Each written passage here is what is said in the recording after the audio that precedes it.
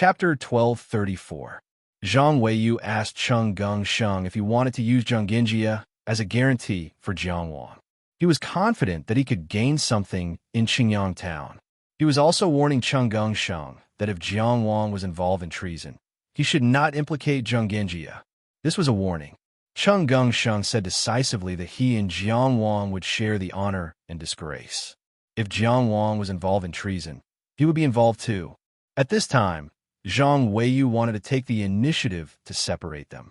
The price to pay for pushing Jiangwang into the abyss and pushing Cheng Gongsheng into the abyss were completely different. It could be said that Jiangwang had committed treason, but it could not be said that Cheng Gongsheng had committed treason. Chen Fu often said that no matter where one was or what one did, one must know when to stop. Zhang Weiyu remembered this sentence in his heart. His goal was very clear. He wanted to defeat Jiangwang completely and fight for the position of Northern Yamen Commandant. For this, he did not hesitate to confront Cheng Gongsheng. But his goal was not to do anything to Cheng Gongsheng. He was very clear about the gap between him and Cheng Gongsheng. It might take a few generations to bridge the gap. Just like this time, the many storms that happened to Jiangwang, the new noble of the empire, would never happen to people like Zhong Xiansheng and Li Longquan. If Cheng Gongsheng wanted to follow him, then let him. He did not intend to do anything else and was not afraid of being followed. The fruit of victory was ripe. He was just going to pick it. On the other side, Cheng Gongsheng and Zhang Weiyu talked back and forth as if they were fated to be together. They seemed to have endless things to say to each other. Although it sounded like nonsense, it was just an elegant version of a shrew cursing on the street. The fourth-rank blue metal Ma Xiong's eyelids twitched, but he was expressionless and did not say a word. Last year, when Jiangwang won the blue medal, he had already defeated Wang Yiwu in the same realm and gained fame in Tianjiao.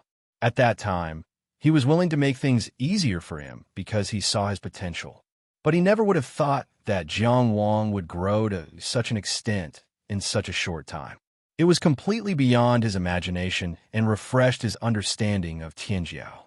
Not only was his personal strength and reputation, but the political resources mobilized because of him was also quite terrifying. Lindsay almost caused a hurricane was because of him. Now that the two gods were fighting, he could not afford to offend either one. He might as well treat himself as a decoration, wishing he could stop breathing as well. Among the three core figures, two was to be fooled. In this strange atmosphere, the investigation team headed towards Qingyang town. These 2 days was to the Dashing Trading Company's caravan had been stopped for 2 days. As one of the best developing companies in Qi, especially since Cheng Gongsheng had opened the channel to the offshore islands, every day the Dashing Trading Company's caravan stopped was a huge loss. Fan Qingqing had specially gone out once to use the Great Void Turret in Tianfu City. However, she was stopped by someone who was neither soft nor hard. They then understood that Qingyang town had been blocked. What made Dugu Xiao uneasy was not Qingyang town, but the meaning of this matter. Something might have happened to Jiangwang. Although there were some rumors earlier, she always believed that Jiangwang could solve all the problems and that this sudden storm would eventually dissipate. She also strictly controlled the voices in Qingyang town. At least in Qingyang town, she did not allow anyone to be disrespectful to Jiangwang. But she would always think, what if something really happened to Jiangwang? She had no answer. As soon as she thought of this question, she felt like the sky was falling. Xiao Xiao. In the town hall, Fan Qingqing looked at her with a scrutinizing gaze. You have been with Lord Jiang for the longest time. Tell me the truth. Does he have any connection with the Pingbing state? This is related to our lives.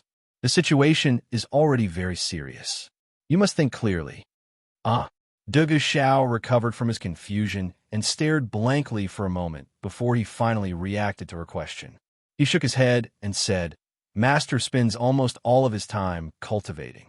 How could he have the time to follow those messy organizations and scheme? Her fearful and worried expression really made people feel pity for her. During this period of time, Fan Qingqing taught her. They were already master and disciple. Dugu Xiao served her well, so they had some feelings for each other. She couldn't help but sigh. I didn't think it through. Even if he really had connections with the Ping state, how could he let you know? My master will let me know what I'm qualified to know. Du Xiao lowered her head and said, Sister Fan, don't talk like that. It's not good to be heard. My master has nothing to do with the Ping state. Huh? Fan Qingqing shook her head. Silly girl. She sighed. You still don't realize the seriousness of the problem. His fief has been sealed. It means that he has lost the trust of the upper echelons of Qi. Tianjiao, who rose like a shooting star, will often fall like a shooting star. Too many eyes are on him. Any problem will be magnified, and he doesn't have enough foundation to take on. This time, it's more ominous than auspicious. When she said this, she was also a little dispirited. Wait until this matter is settled. Are you willing to go with me? Du Xiao looked up at Fan Qingqing and was a little surprised. Go where? Fan Qingqing smiled and patted her head. We are transcendent cultivators. Where can't we go? But you're used to being a servant. You only know how to be a servant. Sister will take you to enjoy life and let you know what the life of a transcendent cultivator is. I don't want to go. Du Xiao bit her lip and said, My master let me take care of this place. I have to guard it well. Your master can't even protect himself. Fan Qingqing looked around and sighed. When this place becomes someone else's fief, it's not up to you to guard it. During this period of time, she had put in a lot of effort in Qingyang Town. When she said this, she couldn't help but feel emotional. Bad news, Master Dugu. At this time, a town guard rushed in and panicked. A group of people suddenly came and said that they want to search the town. There are also elite soldiers accompanying them. Du Xiao and Fan Qingqing looked at each other. Fan Qingqing shook her head slightly. Don't panic. Take me to have a look. Du Xiao said in a low voice. This is the fief of Master Jiangwan. Who can rashly search it? Huh, how arrogant. A strong voice smashed into the town hall. Following closely was a vigorous man in an official's uniform. I am Zhang Weiyu from the Ministry of Officials. I am ordered to search Qingyang Town. From now on, no one is allowed to move or talk to each other. If you deny it, you will be regarded as trying to destroy the evidence and collude with others. You will be killed on the spot. His murderous words silenced everyone present.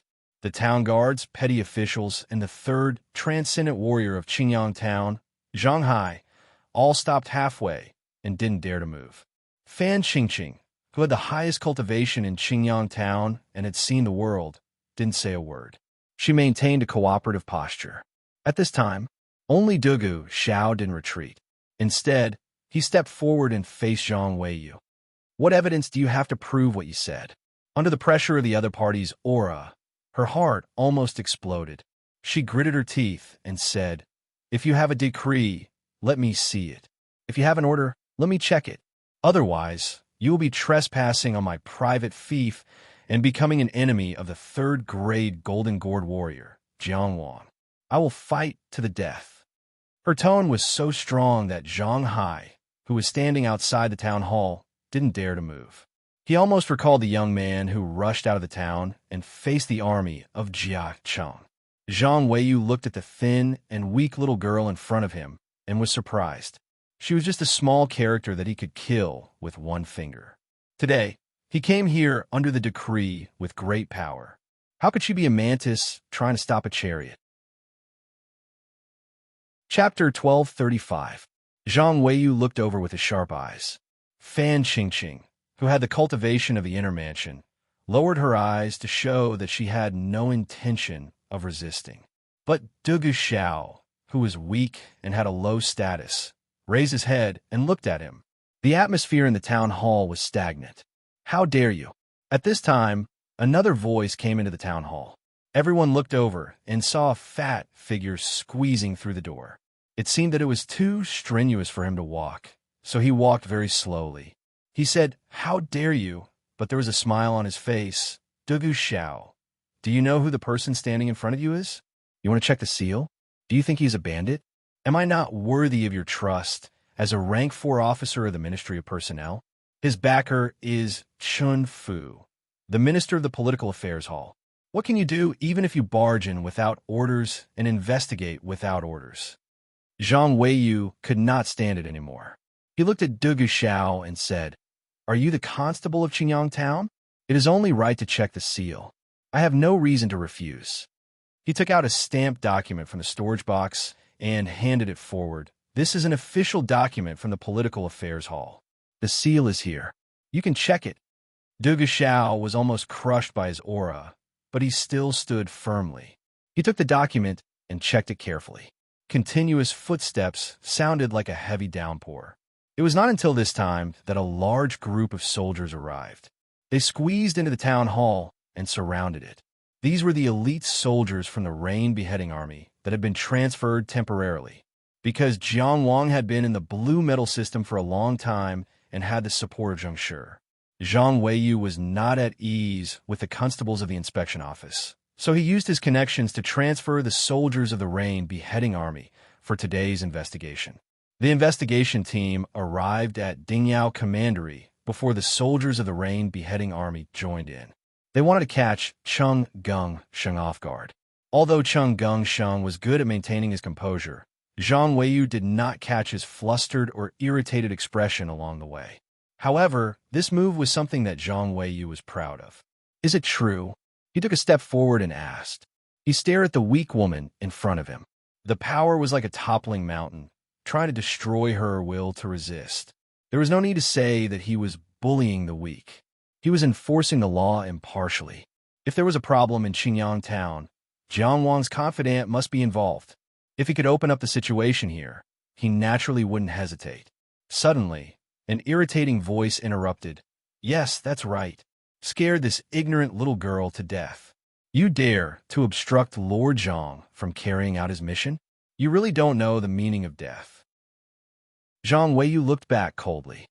He gathered his power and was full of killing intent. If it was an ordinary person, they would have been scared to death. Cheng Gongsheng only smiled and said, "Lord Zhang, am I right? You're too polite," Zhang Weiyu said softly. "In front of the aristocratic family sons who are under the protection of their ancestors, I am just a bumpkin. I don't dare to call myself a master." This level of mockery did not affect Cheng Gongsheng at all. His smile did not change, and his posture was relaxed. "Yes, step by step, step by step, step by step on these ignorant people. Step by step, step by step, step by step." Indeed, Zhang Weiyu had defeated many people along the way, but it was a bit biased to say that he had stepped on the heads of these insignificant people. But he finally realized that he had no chance of winning in a verbal battle with Cheng Gongsheng. He simply ignored it and turned back to look at Du Guxiao. "Let me ask you, have you finished checking?" Du Guxiao nodded and returned the document. "My lord often teaches us that we must abide by the laws of Qi, obey the laws of Qi, and abide by the rules. Since it is the imperial court's order, I have nothing to resist. You can search as much as you want." Zhang Weiyu did not say anything more to the little girl, lest the fat man took the opportunity to mock her again. He only ordered, "Spread out and search. Don't let go of any clues." The soldiers immediately dispersed and rushed to various places in Qingyang Town. "Let me remind all of you," Cheng Gongsheng's voice caught up at this moment, "this is the fief of my best friend, Jiang Qingyang. It is still uncertain whether Jiang Qingyang is guilty or not.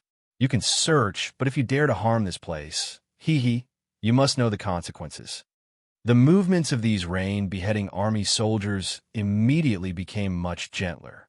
No one could ignore Cheng Gongsheng's warning, especially these soldiers. Zhang Weiyu looked at him coldly. "Cheng Gongsheng, do you only have these tricks? You really disappoint me. What tricks did I use?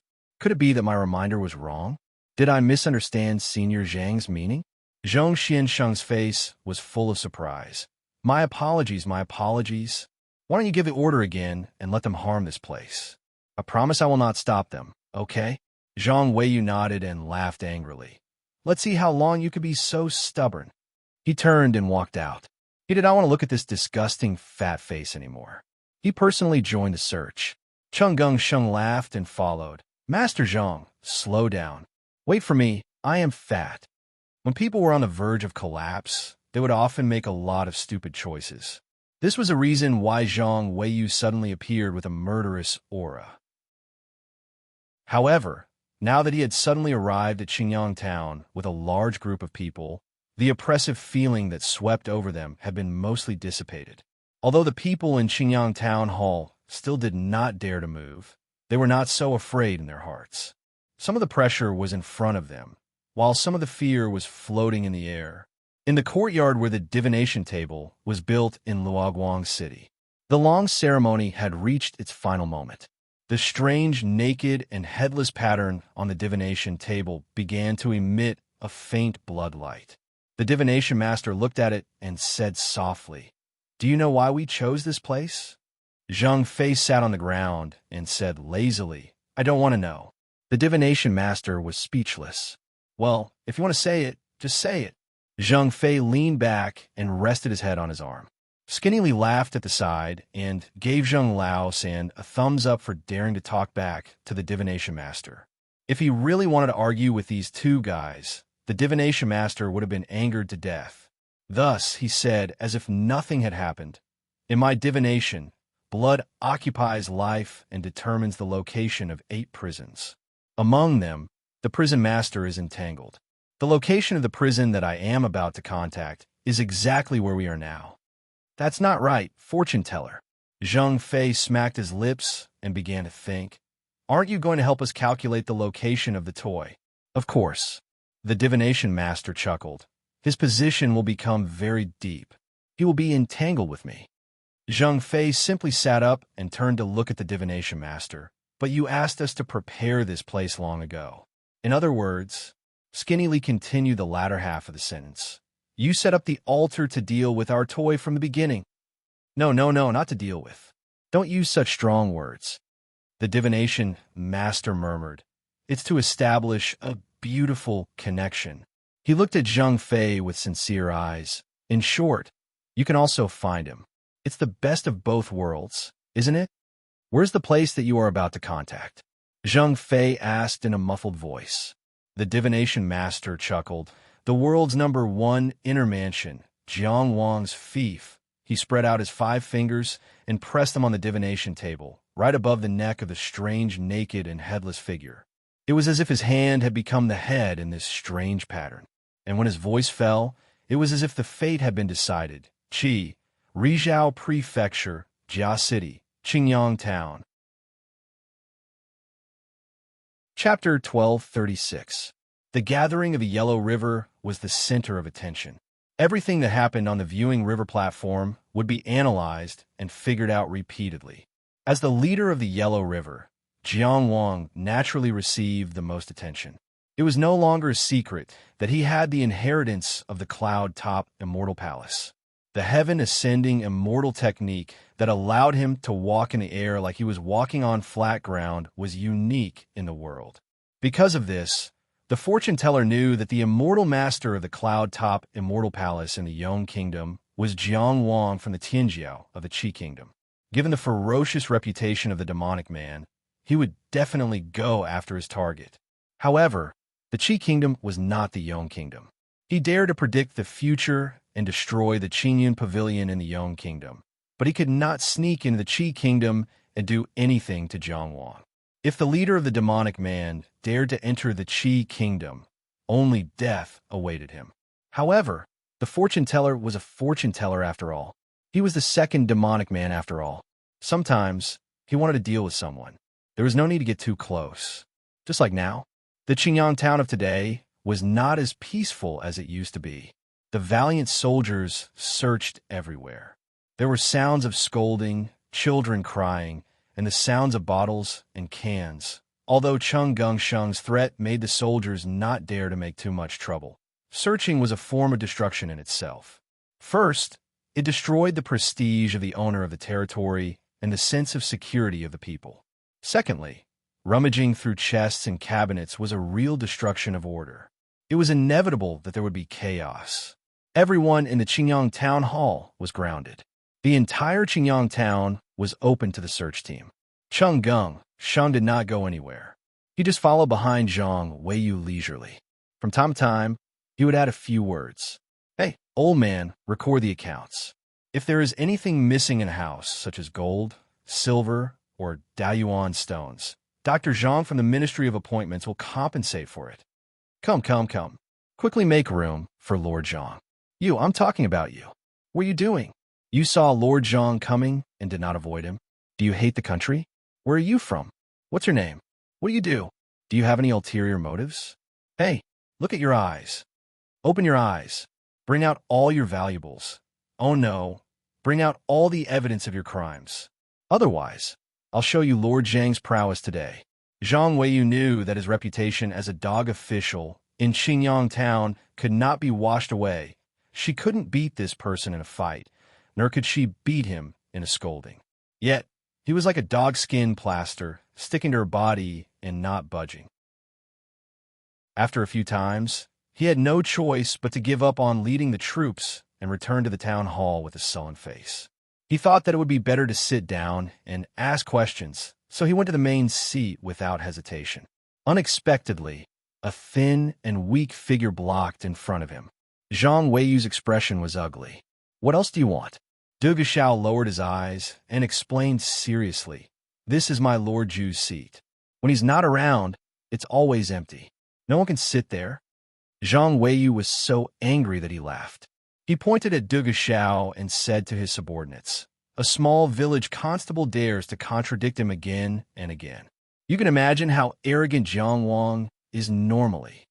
Cheng Gongsheng stretched out his hand, and a huge gravitational force pulled Du Guxiao away. How dare you? A small village constable dares to block my way. Do you know what Lord Chun, the imperial court speaker, once said? Freedom without prohibition is freedom. Do you know what it means?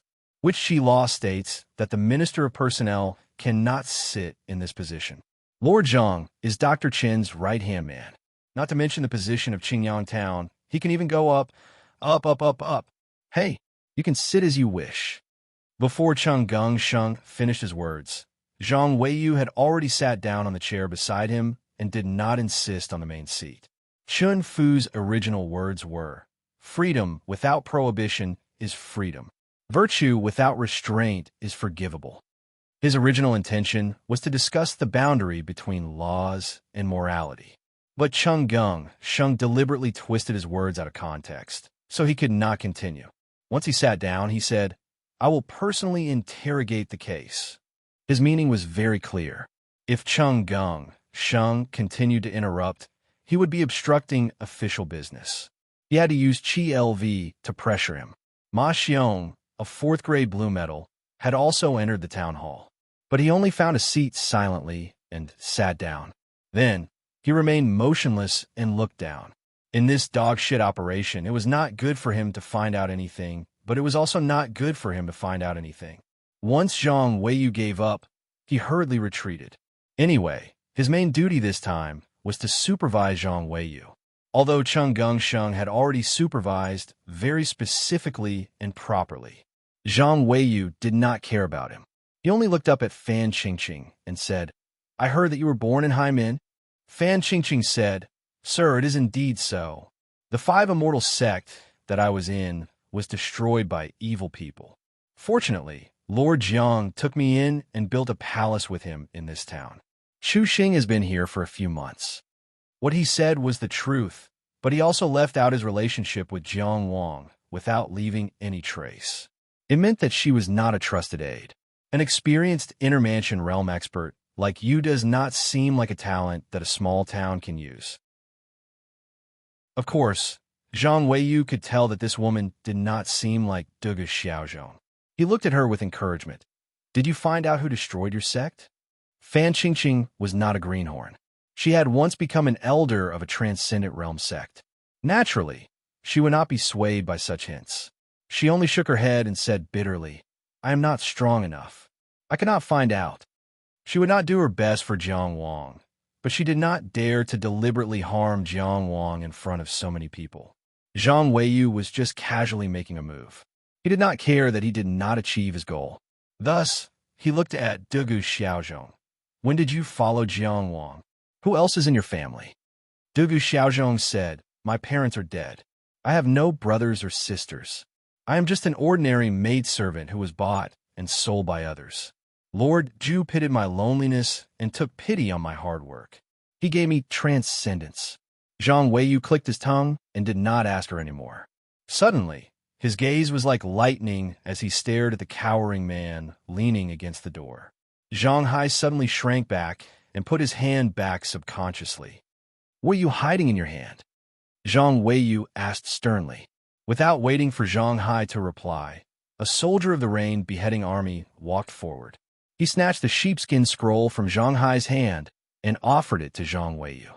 Zhang Weiyu opened it and found that it was some obscure things that he could not understand. He looked at Zhang Hai and sneered. You are Zhang Hai, right? If you have any secrets, you better confess now. If I find out, it will be too late. Zhang Hai was extremely nervous. He was originally a mediocre cultivator. He did nothing and placed his hopes in an ethereal fantasy. She only stayed in Qingyang town because of her relationship with Jiang Wang in the early days. He really did not have the experience of dealing with an important person like Zhang Weiyu. He was speechless for a while. Enough, you don't have to say anymore. Zhang Weiyu waved his hand and interrupted him. He handed the sheepskin scroll to his subordinate. Go and find out what the code is. My lord. Zhang Hai mustered up his courage and said, This is not a code. This is my newly developed prescription for elixirs. Zhang Weiyu was expressionless, but his hands were clenched tightly. He looked at the sheepskin scroll again. It was written on it 9 cattail flowers for quiet stones, half-withered grass, 3 steamed rice, water from empty mountains, fog from Taoism, all mixed into one. There were flowers, stones, grass, rice, water, and fog, and you're telling me that you're refining pills? Are you not afraid of eating yourself to death? Cheng Gungsheng snorted and laughed. Then he could not help but laugh. Chapter 12:37. As Cheng Gungsheng laughed, Zhang Weiyu's face darkened. Are you making fun of me? He asked condescendingly. Are you telling me that this combination is for alchemy? Cheng Gungsheng stopped laughing. No, it's not bullshit. Zhang Hai lowered his head and muttered. I don't have much money. These are very cheap. I've studied many combinations. They are very compatible. Although he was afraid, he still tried hard to explain. He almost cried. You can go and see my alchemy pot. I almost succeeded, really. This state of affairs was really a bit baffling. He was an extraordinary cultivator. Why did he cry when he said something? What did he cultivate? What did he transcend? Where's his willpower? What was his personality? No one could understand him. Even Dugu Xiao, who had worked with him for a long time, could not understand his weak state. Even Jiang Wang, who had asked him to stay, had only asked him to stay in passing and did not think that he was of any use at all. A useless person would not be understood. Zhang Hai was very clear in his heart. He knew that he was a useless person. He was not a genius like Fang Qian, who set his life goal as a useless person. No matter how hard he worked, no matter how much he invested, he could not succeed. He was a real useless person. It was not the first time that his painstaking work was criticized as bullshit. It was not strange to be humiliated in public. But today, at this moment, when the peerless Tianjiao Jiang Wang was in a precarious situation, he did not know why he suddenly felt sad. The officials of the imperial court and the elite 9 soldiers were all here for a Tianjiao like Jiang Wang. The legitimate son of a prestigious family and the hard-working constable were all fighting for a hero like Jiang Wang. As for him, he was only being despised in passing. No one was targeting him at all. This was just a casual trampling. But this kind of casual was too dazzling. He was almost 30 years old. He was still the same as he was 10 years ago. He could not see the future. He could not see hope. Okay. Zhang Weiyu waved his hand and stopped this topic. He felt a little irritated for no reason. Alchemy pot? Who the hell would use a pot to refine pills? Why were there so many strange people in Jiang Qingyang's fief, especially with such an aggrieved look on her face? It made him look like he was bullying her. Fortunately, at this moment, a soldier hurried in and saved him from the awkward atmosphere. Sir, we found something in Jiang Wang's bedroom. Oh. Zhang Weiyu deliberately glanced at Cheng Gungsheng. He did not get any response. Then he turned back and asked, "What is it?" "It's an amulet." The soldier presented the amulet he had found with both hands. The appearance of this protective talisman was really crude and could even be considered ugly. However, Zhang Weiyu only needed one look to know that this thing was extraordinary. It was impossible for anyone to secretly tamper with a case like this one that attracted the attention of the entire country. Before he came here, he specially asked an expert to divine Qingyang town, but in the end, it was a mess and there were no clues. It must be because of this item. Zhang Weiyu weighed the amulet and said with a smile, "What kind of secret is hidden in this small Qingyang town that it needs to be hidden from the heavenly secrets like this? Besides, I think Jiang Qingyang needs to explain the origin of this thing. I remember that he came to Qi alone and did not have any elders or relatives. The power of this amulet also shocked me. Where did it come from?" There were no suitable chairs in the town hall. Cheng Gongsheng had been standing. At this moment, he lifted his feet. "My boots." He pointed to his clothes. "My treasured clothes." Then, he pointed to his waist. "My jades are all priceless. Should I also explain to you where they came from?" He took a step forward and looked down at Zhang Weiyu. "I now suspect that there is a problem with the underwear you are wearing. You don't know needlework, and there is no tailor at home. You better take off the underwear and explain it to me." Zhang Weiyu had a victorious smile on his face. "Although you have a glib tongue, I hope that you can refute me like this in the imperial court." "Oh, I forgot." He patted his forehead in annoyance. "I forgot that you have no official position now and are not qualified to attend the imperial court." "Why not?" He laughed. "Go back and ask the old duke to arrange it for you. Aren't all of you nobles the same? Cry and act coquettishly, and you'll have everything."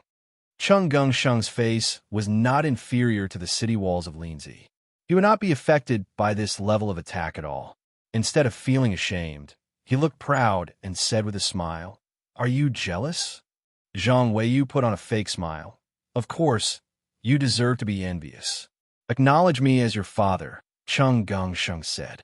Zhang Weiyu did not react for a moment. They were all people of status and should have a sharp tongue. Why did they suddenly curse? He wondered if he had heard wrongly.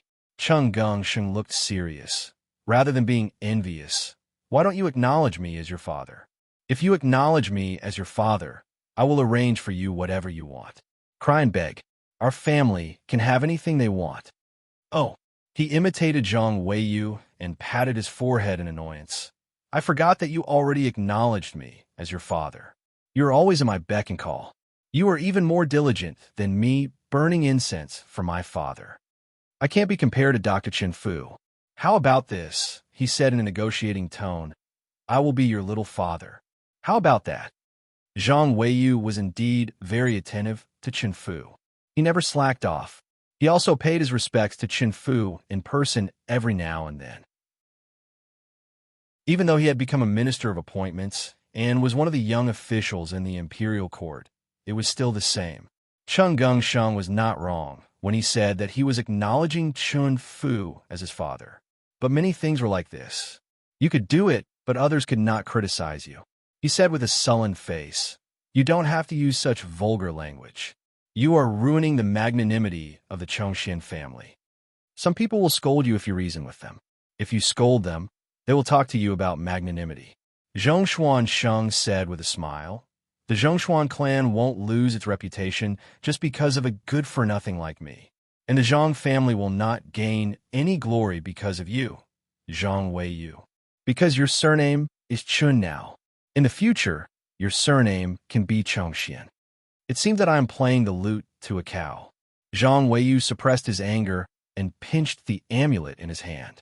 He said, "I hope that you can still be so sharp-tongued after losing the help of the top intermansion in the world." Zhang Weiyu obviously did not understand. When it came to quarreling, whoever got angry first would lose. Cheng Gongsheng was an expert, so he smiled even more brightly. "I advise you to put it down," he said faintly. "If you break it, you probably can't afford to pay for it." "Oh." Zhang Weiyu felt that he had regained the initiative. He looked at him and smiled coldly. "It seems that Mr. Chongxian knows the origin of this thing." Cheng Gongsheng smiled. "Not only do I know, but Jian Zheng from the Imperial Astronomer also knows."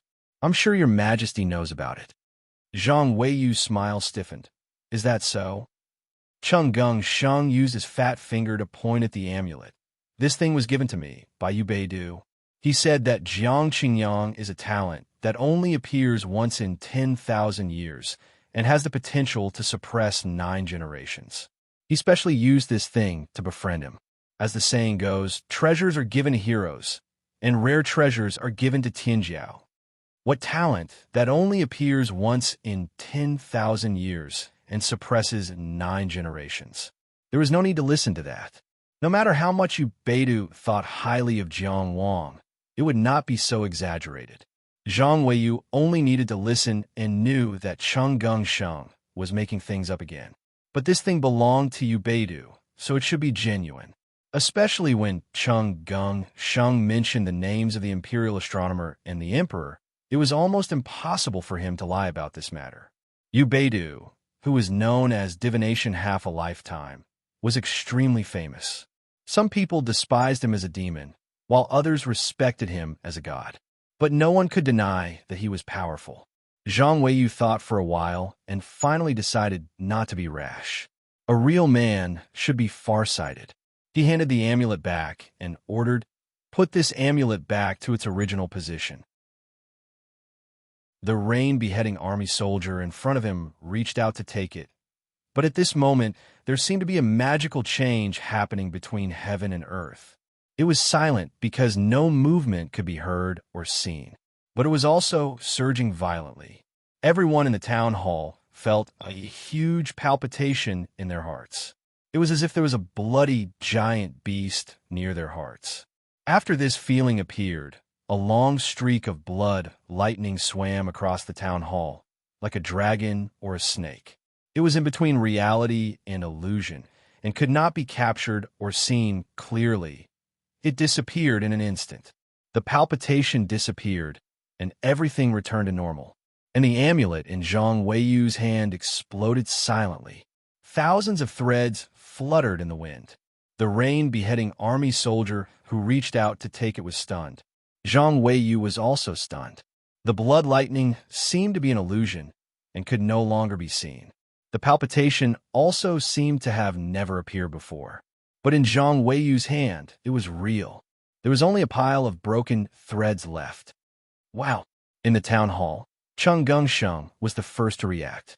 However, his reaction was not to chase after the sudden appearance and disappearance of the blood lightning.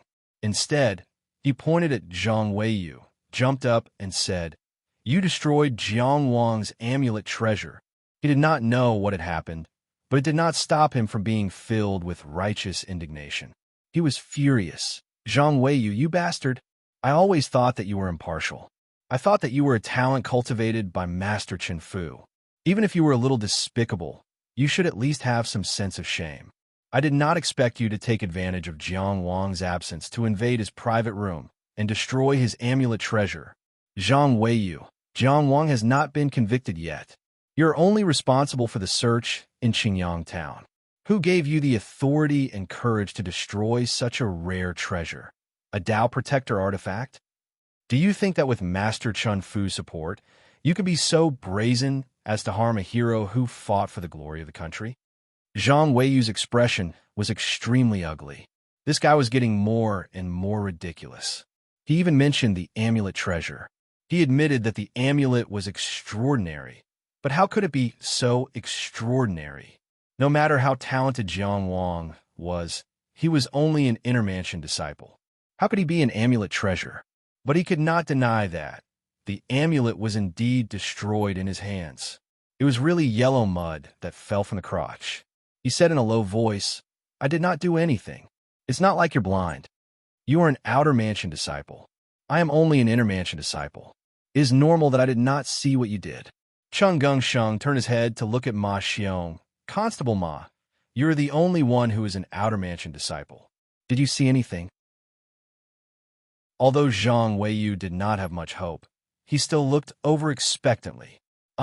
Facing these two gazes, Ma Xiong seemed to have woken up from a dream. He said with a confused expression, "I was inspecting the inner mansion just now and did not pay attention to the outside. Did something happen?" That was why there were no fools. Ma Xiong had been in the inspection office of the capital for many years. His other abilities might be ordinary, but his slippery body movements were superb. There were too many important people in Linzi. He had already practiced what he needed to practice. It was difficult for him to stay in Linzi. Sigh. Chung Gong-sheng shook his head and looked at Zhang Weiyu with a pained expression. Lord Zhang, Jiang Qingyang had a treasure at home. He did not provoke you, but you destroyed it just like that. Without 2,000 to 3,000 vitality stones, I will not be able to help you explain. At the same time that the amulet exploded in Qingyang town, in Luoguang city, the fortune teller who had just pressed his palm on the divination table suddenly fell down. His expression was filled with hatred. He opened his mouth and coughed out a living, beating heart. Then he reached out and grabbed it. While he was falling, he managed to stabilize his body. Then he exerted force in his hand and crushed the heart on the spot. Bang! There was a thunder-like explosion. Jiang Wang had the inheritance of the cloud-top immortal palace and was entangled with terrifying karma. His divination could not directly fall on him. Fortunately, during the Yellow River gathering, Jiang Wang, who was on the river observation platform, exposed the instant clear sky immortal technique. As a result, he was able to know Jiang Wang's detailed information. Jiang Wang of the Qi was too dazzling. He could get some information from any Qi person. His person, his name, his official position, and his fief.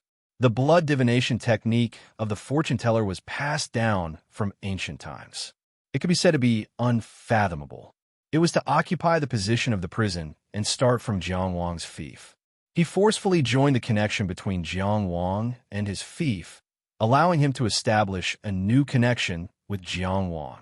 From then on, Jiang Wang would never be able to escape. The cloud-top immortal palace was his target, but he did not expect that he would fall into a trap.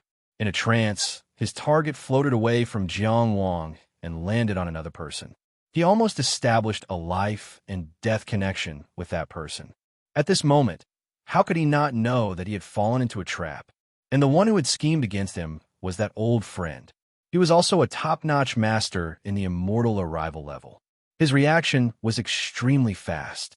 As soon as he realized the problem, he forcibly stopped the divination and quickly suppressed the backlash. He also cut off the connection at the cost of his heart. But he was very clear that facing that person, this was not enough, far from enough. So after he squeezed the heart, he immediately turned his head and looked at Jing Yi, who was tied up in the corner. That general of Luoguang City who did not have much of a presence. Chapter 1238. Evil Devilman and Flesh-Slicing Devilman were stunned by the scene in front of them. Why did he spit out his heart while calculating? Zheng Fei was puzzled. Although the drawing is quite disgusting, there's no need to do this. Skinny Lee lowered his head and looked at his chest, as if studying the feasibility of spitting out his heart and then crushing it. It looked so cool. The fortune teller completely ignored the thoughts of these two buffoons. While looking at Leading Light City's General Jingyi, he shouted, "Kill him! Didn't you say we can't kill him?" Zheng Fei muttered unhappily. "Don't talk nonsense." The fortune teller turned his head. His face was covered in blood. His usually peaceful eyes were now filled with ferocity. Zheng Fei curled his lips. "Just kill him. What's there to be so fierce about?" Although he said so, he immediately pulled out a machete. His footsteps staggered as he held the machete with both hands and chopped down on Jingye's head. But at this moment, Jingyi, who was tied to the ground like a pig and had no power to resist, suddenly had blood-red eyes. This blood red was so deep and dazzling. This was a crazy and ruthless blood red, a blood red without any emotion. This was a state that shouldn't belong to Jingyi. Everyone in Leading Light City knew that Leading Light City's General Jing Yi cultivated a righteous and awe-inspiring technique. And now, he looked even more evil than the evilest person. The ropes binding him instantly broke apart, unable to bind him at all. He grabbed Zheng Fei's machete with one hand and twisted it slightly. Crack! It was broken. Ah! Zheng Fei cried out in pain and surprise. He was so angry that his stomach was like a drum. But he didn't know what fear was. With only the broken machete in his hand, his feet didn't stop, and he continued to charge forward. He was so valiant. But the fortune teller didn't stay idle.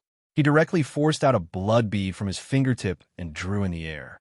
Floating and sprinkling, a bloody light illuminated the word fix appeared. On the other side, Jing Yi suddenly changed. After easily breaking Zhang Fei's machete, he didn't want to continue fighting. He directly took a step back and wanted to leave the courtyard. However, this step froze in midair. That bloody word fix had fixed him in place. Zhang Fei had already caught up with him. He slashed repeatedly with the broken saber in his hand, creating countless afterimages. In the air, Jing Ye was dismembered into hundreds of pieces. Blood rained down from the sky, chunks of flesh flew everywhere, and white bones were broken. The dignified leading Light City's great general had died in an instant.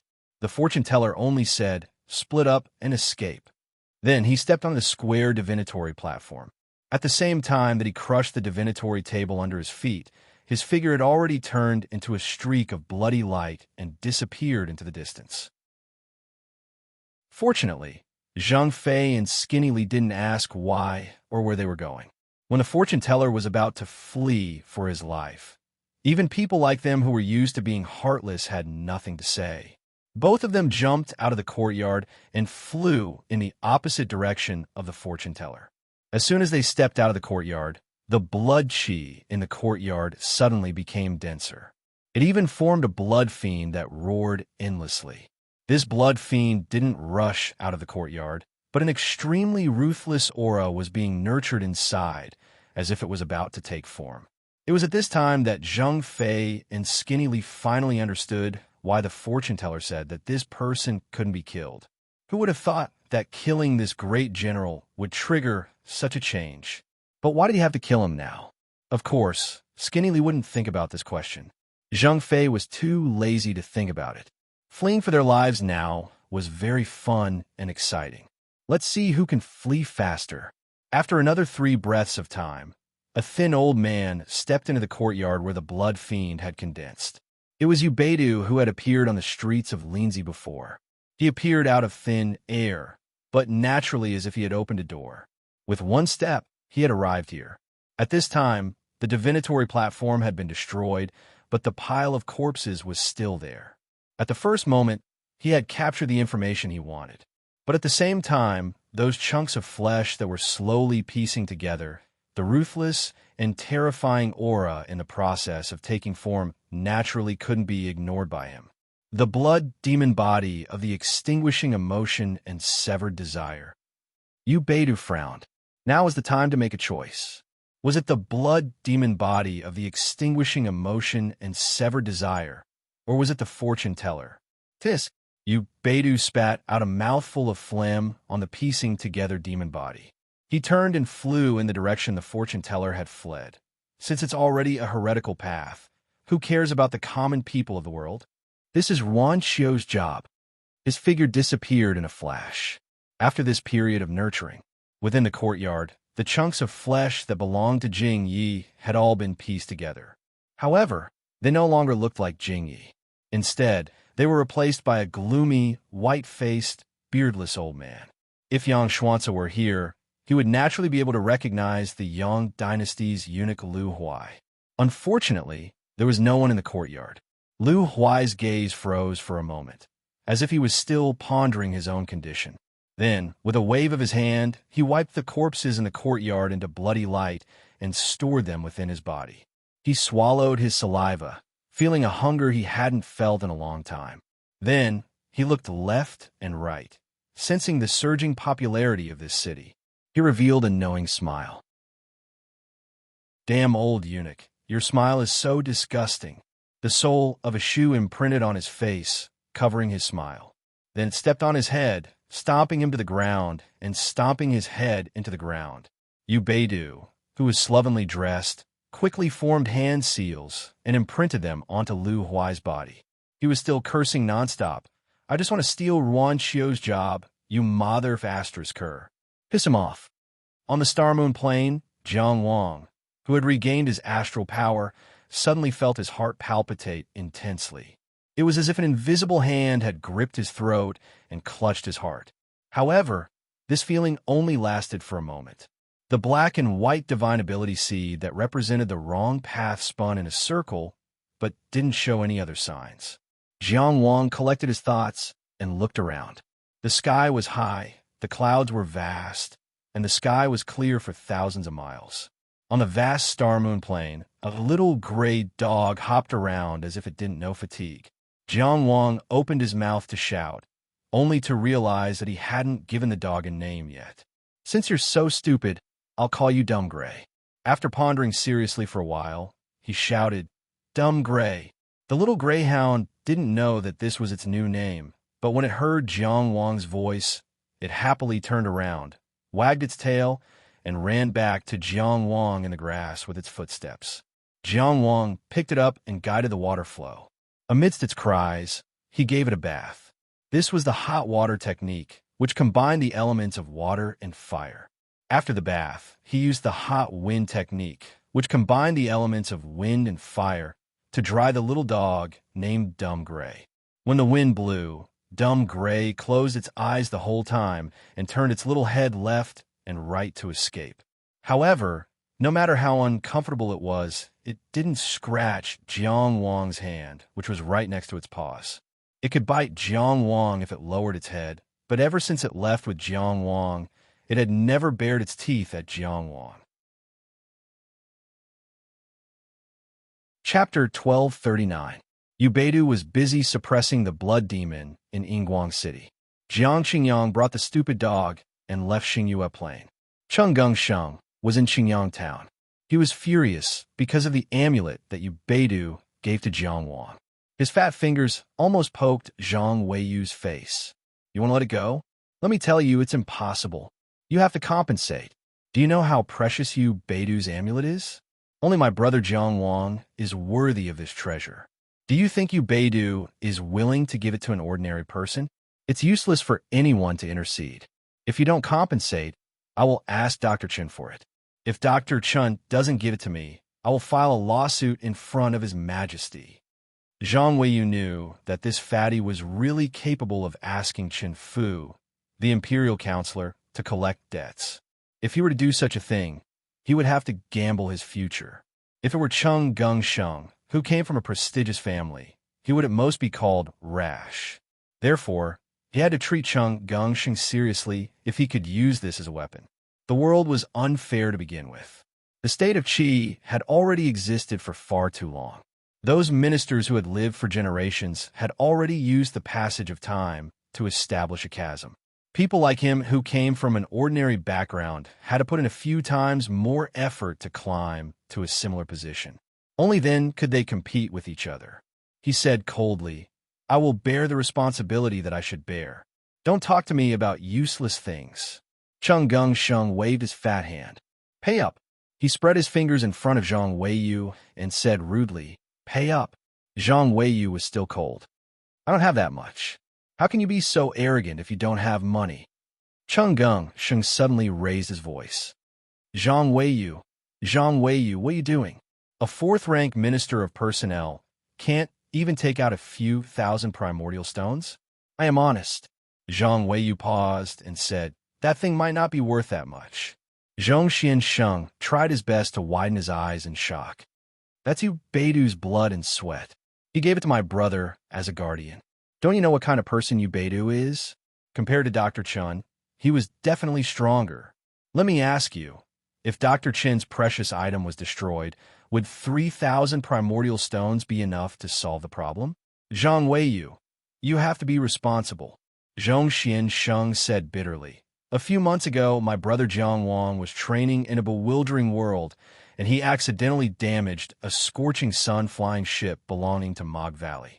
I didn't even blink an eye, and I compensated him with 3,000 yuan stones on the spot. What is dignity? This is dignity. Zhang Weiyu, no matter what, you are still a reputable person. It's really disappointing that you want to deny this debt." Zhang Weiyu understood. Zhang Weiyu knew Chen was not asking for a debt. He wanted to make use of the accidental destruction of the amulet to completely ruin the investigation. The amulet was indeed destroyed by him. He could not deny that. He could also push all the responsibility to the soldier who found the amulet. He could say that he only wanted to search for evidence and not the treasure. It was not a problem for him to successfully deny this debt. But those who had some foresight would not make such a choice. He took a deep breath. He had invested too many resources in this investigation. He could not give up halfway. 3,000 primordial stones, right? Zhang Weiyu said. I will pay you back when we return to Linzi. I will continue with the investigation. Do you still want to follow me? Cheng Gongsheng said indifferently. Of course, why not? What if you run away? Okay. Zhang Weiyu looked around. Everyone in the hall, follow me. This everyone included Ma Xiong, Zhongshuan Sheng, and his subordinates, as well as the people of Qingyang town who were previously grounded. The soldiers obeyed the orders without hesitation. The people from Qingyang town were surprised and doubtful. Zhang Weiyu took the lead. Cheng Gongsheng followed behind him leisurely. 14 followed silently at the side. Ma Xiong was like a lonely ghost, drifting away from the situation. The large group of rain-beheading army soldiers surrounded the people from Qingyang town. Of course, Degu Xiao, Fan Qingqing, and Zhang Hai, the three extraordinary adepts, received the most attention. You must be very curious, Zhang Weiyu said as he walked. The investigation has been going on for so long, and there is no breakthrough at all. Why am I not anxious? He did not want to wait for other gains. He decided to end the investigation early. At this moment, in front of Zhong Xiansheng, he seemed to have a desire to express himself. It was an impulse that sprouted after he had a card up his sleeve, and he wanted to vent his anger on behalf of himself. I'm only curious about how long it will take you to gather the 3,000 primordial stones. Cheng Gongsheng smiled and said, What does it have to do with me if you are not anxious? Zhang Weiyu did not speak. He gritted his teeth and walked forward. He seemed to have a very clear goal. He did not stop along the way. Under his lead, the group of people gradually left the town and walked forward along a newly built official road. This winding official road diverged from the main road and extended in a direction where there were few people. That direction pointed, it was Funing Mountain. It was ironic that Jiang Wang invited Li Yugui and Yulong to listen to the Zhengyin Hall. He also let Li Yugui name the mountain where the Zhengyin Hall was located. This friendship was one of the reasons why Jiang Wang was fooled in Zhaoheng City. But now, it was either Li Yugui or Yulong who forced him out of Qi City. The two words Funing were really causing trouble. As a senior blue metal arrester, although Ma Xiong did not take sides, he did not relax his observation. He noticed that as the group moved forward, Fan Qingqing from Qingyang town, who had been watching coldly from the sidelines, had a trace of undetectable panic in her eyes. Degu Xiao, who was loyal to his master, also had a nervous expression. His heart moved. He already knew that the main course this time was at Funing Mountain. The open and secret confrontations in the town were just the appetizers. What was there in Funing Mountain? This was a question that suddenly pressed on many people's hearts. When the Zhengyin Hall with a quaint structure appeared in everyone's sight, Zhang Weiyu smiled. He could not help but look at Cheng Gongsheng. I clearly got the exact information about the Pingping State, but I failed to find the target location in the information 3 times. You must be very proud, right? You think you have successfully deceived me? I don't understand what you're talking about. Cheng Gongsheng looked at him seriously. Big brother, you don't have to pretend to be crazy for 3,000 primordial stones.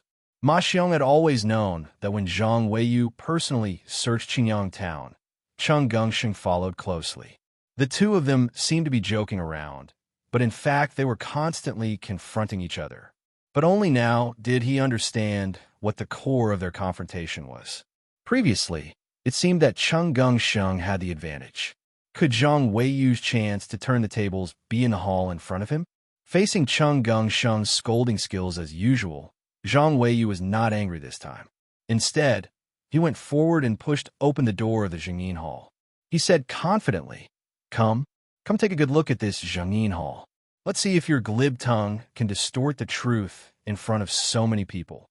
Chung Gung Sheng had a look of disbelief on his face. What do you want me to see? Su Jiang Wang for embezzling a huge sum of money to build this luxurious hall? Do you know how much the Dixing Trading Company earns in a year? Do you know how much the Taishu Corner Tower earns in a day? Don't use your poor abacus to calculate other people's income. Hey, Zhang Weiyu sneered and walked into the Jingyin Hall. His eyes were like lightning as he looked around. In an instant, he walked straight to the 2 rows of chairs in the hall. He walked to the 3rd chair on the left and slapped the armrest of the chair. This cylindrical armrest was hollow. Perhaps there was a mechanism, but Zhang Weiyu was too lazy to care about the mechanism. He smashed it with his palm. Amidst the rain of broken wood, he stretched out his hand and grabbed a piece of parchment paper. Constable Ma. Zhang Weiyu walked over. Use your professional eyes as a blue metal constable and help me take a good look. What is this? He grabbed the parchment paper and extended it in front of Ma Xiong. Ma Xiong looked up and realized that it was a map of the Extraordinary Powers Defense in Rizhao Prefecture. Chapter 1240. In the main hall that Jiang Wang had ordered people to build, there was a map of the Rizhao Commandery's defenses hidden in one of the mechanisms in one of the chairs. What did this mean? What did Jiang Qingyang want to do? In a world of transcendence, because of the existence of all kinds of transcendence, Tao techniques could be broken, artifacts could be eroded, and even the slightest wave of Tao energy could be captured. On the battlefield, sometimes the most primitive means of communication were the most reliable. The most trustworthy messengers were always the ones who had undergone cruel training. Outside of the battlefield, the transmission of information was sometimes like this. It was obvious that what was exposed in front of everyone at this moment was an intelligence leak. Because it involved the defense of a commandery's transcendence, it could be said to be a very serious information leak. The location was in Qingyang Town, Funing Mountain, Main Hall. Jiang Wang could not absolve himself from the blame. Just as Ma Xiong saw the parchment in front of him clearly and instantly understood the key points in it. In the crowd behind him, Fan Qingqing, who was born as a high min, suddenly raised her hand. In an instant, a huge wave swept across the sky like a dragon, causing the surrounding rain beheading army soldiers to stagger. She rose up and flew straight to the west. She was taking a risk, and this direction was the closest to the border. At this moment, Zhang Weiyu only sneered. You still want to leave? One hand was still holding the parchment, while the other hand grabbed forward. 4 rays of starlight fell from the distant sky. A ray of white starlight, like a knife, swept across Fan Qingqing's head and immediately cut off her connection with the inner mansion. A ray of yellow starlight blocked and instantly expanded like a high wall, blocking in front of Fan Qingqing. It was indestructible. A ray of green starlight turned into a rope, like a dragon. It circled around Fan Qingqing a few times and firmly tied her up. Zhang Weiyu retracted his hand, and Fan Qingqing immediately fell back and fell heavily in front of the main hall. There was also a ray of red starlight that landed on the huge wave in the sky, sweeping it clean and turning it back into primordial qi. Ma Xiong's eyes narrowed. Of course, he recognized that this was the secret technique that made Zhang Weiyu famous. But he did not expect that he would use such a technique to deal with Fan Qingqing, who was only in the inner mansion realm. It was obvious that he was really angry, and the result was that he had captured Fan Qingqing in one move. Zhang Weiyu ignored Fan Qingqing, who had fallen to the ground. Instead, he looked at Ma Xiong. Constable Ma, why aren't you answering me? There was no way he could play dumb anymore. Ma Xiong said honestly, this is the map of the supernatural forces in Rizhao County. Then why is it here? Zhang Weiyu asked. He shifted his gaze and looked at Chung Gung Sheng. Young Master Chongxian, can you explain on behalf of Jiang Qingyang? Chung Gung Sheng did not say anything. Zhang Weiyu's mouth twitched. At this moment, he had revealed his trump card and firmly controlled the situation. Especially when he saw that the sharp-tongued fatty had nothing to say. The joy in his heart was indescribable. He looked at Fan Qingqing condescendingly. Or do you have anything to explain? Fan Qingqing's face was ashen, and she didn't say a word. It doesn't matter if you don't want to talk. Zhang Weiyu chuckled. I think Constable Ma has many ways to make people talk. He asked Ma Xiong, am I right? Ma Xiong could only say, it's my duty. I can't shirk. How could a Qi blue metal make people talk? Many people didn't dare to think about this question. Fan Qingqing's eyes were filled with fear. Zhang Weiyu slowly walked in front of her and squatted down. He shook the parchment in front of her eyes. I really can't bear to let Constable Ma work so hard. I also can't bear to see a tragedy. Why don't you tell me yourself? How did you contact Diaohai Building? How much information about Qi have you sent to Diaohai Building? Ma Xiong was shocked. Of course. He remembered the rumors that were spreading in Linzi City during this period of time. His colleagues had even secretly discussed some of the rumors with him. However, as a rank 4 blue metal, he knew very well that among the curses that were placed on Jiang Wang, only 3 were fatal. First, he colluded with the remnants of the Yang family. Second, he colluded with the Pingping state. Third, he colluded with the gates of hell. As long as they found evidence for any of these 3 things, Jiang Wang wouldn't be able to turn things around. Other than that, there was no lethality in bullying people. It was impossible to bring down a Tianjiao like Jiang Wang. It was obvious that Cheng Gengsheng's earliest false information was related to the Pingping state. Zhang Weiyu was just pretending to be fooled. He came to Qingyang town not because he believed in Cheng Gengsheng's false information, but because he found the 4th fatal point that didn't appear in the rumors. Jiang Wang colluded with Diaohai Building. This was indeed unimaginable. However, when he linked it to Fan Qingqing's background, it seemed that everything was traceable. Fan Qingqing finally said, oh, wait. Zhang Weiyu interrupted her. You don't have to answer the previous questions. Now, let's answer the question that Chongxian is most concerned about. He pointed in the direction of Cheng Gengsheng and continued to ask, how long has Jiang Qingyang been sending information to Diaohai Building?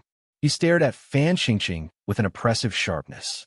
Only now did he show his control of the situation and the reason why he could compete for the position of Northern Yamen Commandant. What a joke!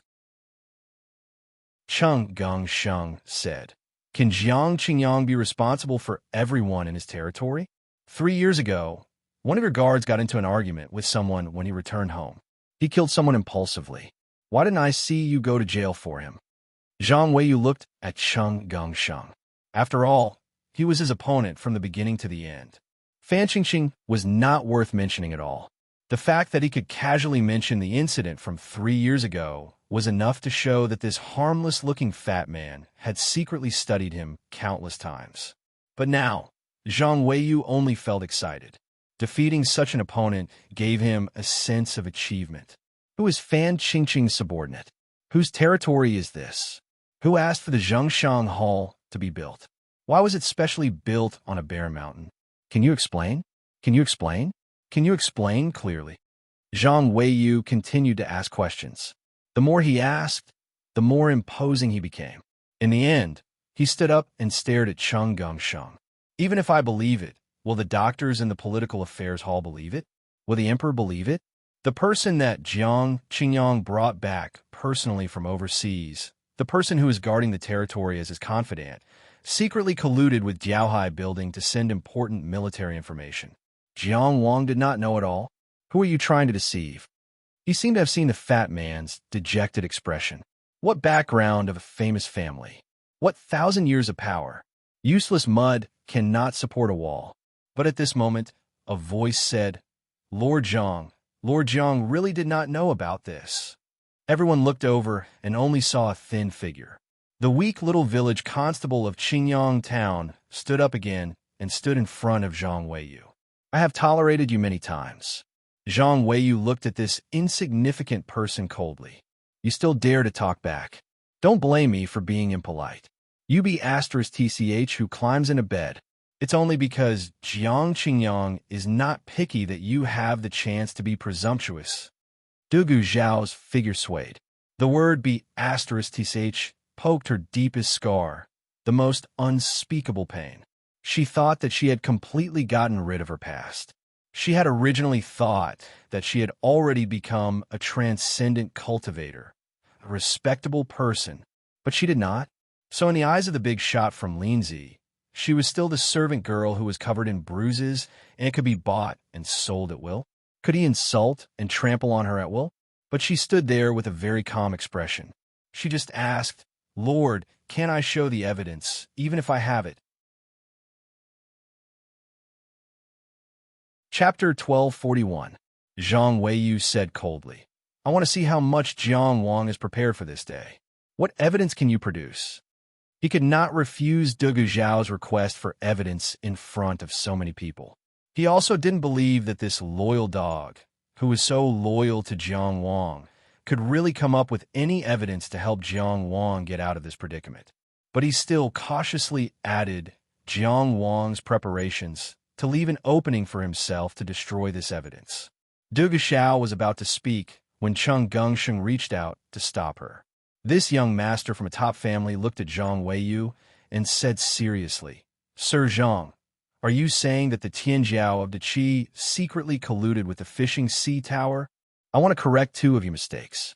Zhang Weiyu said, "Firstly, Jiang Wang is indeed the Tianjiao of the country, but Jiang Wang is not the only Tianjiao of the country.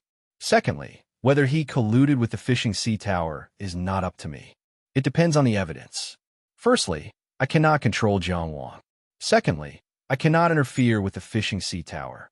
I'm just enforcing the law impartially." Even when he had the upper hand, Zhang Weiyu was still very cautious. This time, he led the team to Qingyang town to carry out the search. Perhaps the only careless thing he did was to hold the amulet in his hand, which caused him to owe a huge debt. "You really become braver with every setback." Cheng Gengsheng shook his head and laughed. Then he asked, "The imperial court has said that they will come to Qingyang town to investigate whether Jiang Wang and the remaining members of the Yang family have anything to do with each other. They also want to investigate Jiang Wang's connections with Ping Ping and Hell. The focus is on these three families. Is it within the rules for you to mention the fishing sea tower now?" Zhang Weiyu looked at Ma Xiong in surprise. "Constable Ma, you were investigating a person for theft, but you didn't find him for theft. Instead, you found him for murder. Is this against the rules? Will your Bea release this person because of this?" Ma Xiong made a sound, as if this question was worth thinking about. Cheng Gengsheng didn't make things difficult for him for too long. He took the initiative to continue the conversation. "In other words, Lord Zhang, you think that Jiang Wang has nothing to do with the remnants of the Yang family, the Pingding state, or the Doorless Hell. His true identity was actually a spy for Fishing Sea Tower. Am I right?" "I'll say again," Zhang Weiyu said lightly. "It's not what I think. That is what the evidence shows." "Then what about the rumors in Lindsay?" Cheng Gengsheng asked. Zhang Weiyu said, "Who knows? Maybe it's a cover-up." "Pa!" Cheng Gengsheng clapped his hands and said, "Dr. Zhang Weiyu of the Ministry of Appointment has found evidence that the rumors in Lindsay were all lies. The Yang family's remnants, the equal state, and the gates of hell were all lies. In fact, Jiang Wang colluded with Fishing Sea Tower." Zhang Weiyu only said, "Let us speak with evidence." "Very good." Cheng Gengsheng clapped his hands and sighed. He looked at Dugu Xiao and said, "Constable Dugu, as Lord Zhang said, let's speak with evidence." Dugu Xiao looked up at the sky and said, "Please wait for a while. My evidence is on the way. It will arrive here in about an hour." "Huh, then I shall wait and see." Zhang Weiyu couldn't be bothered with their bluff. He grabbed Fan Qingqing's hair and dragged her into the Zhengshang Hall. He said, "Lord Ma, since there is still an hour, why don't we ask some questions first?" Cheng Gengsheng was expressionless. He walked into the hall, followed by Shirsi. Ma Xiong, Dugu Xiao, Zhang Hai, and two of Zhang Weiyu's subordinates also walked into the hall. Zhang Weiyu casually threw Fan Qingqing on the ground and sat down on the seat on the left. At this moment, Dugu Xiao walked towards the back of the hall. There was one of Zhang Weiyu's subordinates following behind him, keeping an eye on him. But Dugu Xiao didn't do anything secretive. After a while, he came out with a specially made big chair and placed it at the front. He said softly to Cheng Gengsheng, Master said that after this hall is built, he will welcome his friends here. One of them is a very rich friend. He doesn't sit on an ordinary chair, so we specially prepared this one. We won't use it on normal days. Chung Gong-shung looked at him and sneered. This is your idea, right? That guy isn't so considerate. But he had already walked forward and sat down comfortably. He turned his head and said to Si, Jiang Wang found a good housekeeper. Don't you think so? Si, who was covered in black armor, nodded in agreement. Zhang Weiyu couldn't be bothered with them. He looked at Fan Qingqing, who was curled up on the ground, and said gently, Let's continue with the previous question, okay? At this moment, Fan Qingqing's aura was weak. Her hair was messy and her face was gloomy. She said miserably, I don't know what you want to know. Of course, she should know, but Zhang Weiyu wouldn't say it directly. Smart people should have the tacit understanding of smart people. Zhang Weiyu only said, just say what you did. Don't hide, don't pretend. Fan Qingqing was silent for a while and said, I was an elder of the 5 immortal sect on the overseas Xia Island. Later, the sect was destroyed by evil people. I could only hide. Luckily, Master Jiang Wang took me in. I followed him to Qi to seek protection. Zhang Weiyu interrupted. What's your relationship with Jiang Wang? Why'd he take you in? Fan Qingqing said slowly. We met because of a sea monster that went out of control. At that time, Master Jiang killed the sea monster of the Furious Whale Gang in order to save a boat full of ordinary people. I represented the 5 immortal sect and went to the sea to check out the situation. I felt his integrity and kindness and took the initiative to befriend him. After the 5 immortal sect was destroyed, I was terrified and uneasy, so I hid here and there. Coincidentally, I met Lord Jiang Wang. He pitted my experience and saw that my cultivation was not bad. When I was an elder, I had some experience, so he took me in. This was obviously not the answer that Zhang Weiyu wanted. Fan Qingqing's answer at this moment was also clear, but it was subtly different from her earlier attitude in the Qingyang town hall. At that time, she didn't have anything to do with Jiang Wang. Now, she had some feelings. Was she hoping that with the evidence that Dugu Xiao said, Jiang Wang could turn the situation around? Was she afraid of Chung Gong-shung's power, so she didn't dare to bite him? Zhang Weiyu didn't comment, continue.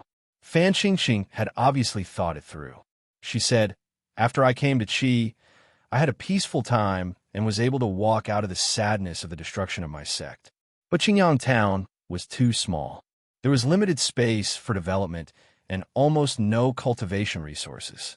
Master Jiang Wang rarely returned to his fief. We didn't have many opportunities to get along. He always trusted Dugu Xiao the most.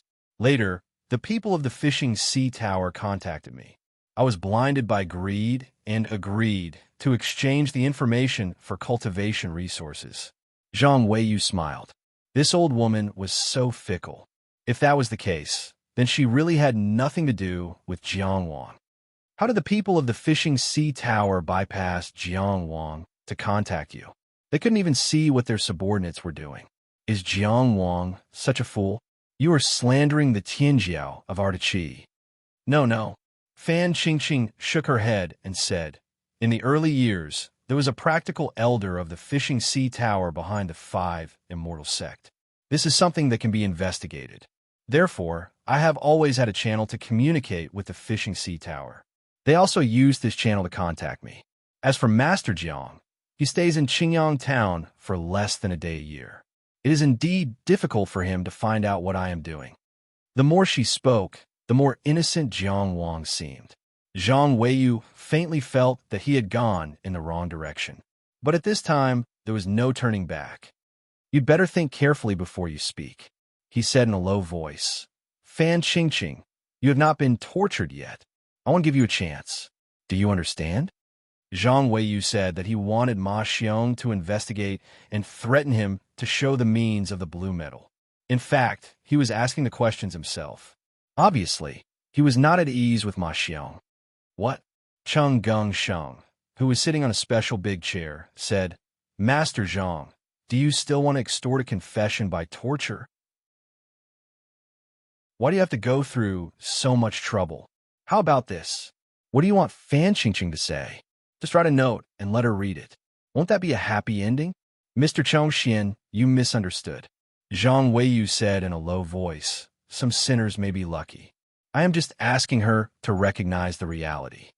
He still looked at Fan Qingqing and said slowly, look at how he is flaunting his power here because of his ancestors. Doesn't it seem like he is very capable? But do you think he can stop the search this time? Do you know what it means when the fief is searched? He can't even protect Jiangwan. Do you think he can protect you? What do you think the result will be if you take on all the responsibility alone? It was not that he wanted to interrogate her in front of Cheng Gongsheng. It was just that he did not have the space to interrogate her in private. Although Jiang Wang had only been in Linzi for 2 years, he was no longer a rootless duckweed. Not to mention the pressure exerted by Cheng Gongsheng and the subtle protection of the upper echelons of Beia. Even Li Zhengshu, the secretary of Donghua, had mentioned to Chun Fu that he had to handle the case fairly. With so many people's support and so many pairs of eyes watching, it was impossible to fabricate any false evidence or make a confession under torture. The information in the Zhongsheng Hall was true. The information that Fan Qingqing sent to the fishing tower was also true. There was no reason for Jiang Wang to collude with the fishing tower. It was not true. He had to get to the bottom of this clue about Fan Qingqing and not let go of this person. He was very sure that Fan Qingqing was just a scapegoat. The mastermind must be Jiang Wang. What he had to do was to break Fan Qingqing's wishful thinking and let her know who could save her. Hey, are you trying to induce a confession in front of me? Cheng Gongsheng turned his head and asked Ma Xiong. Constable Ma, is this considered inducement? The senior blue metal constable of Beia was in deep thought again.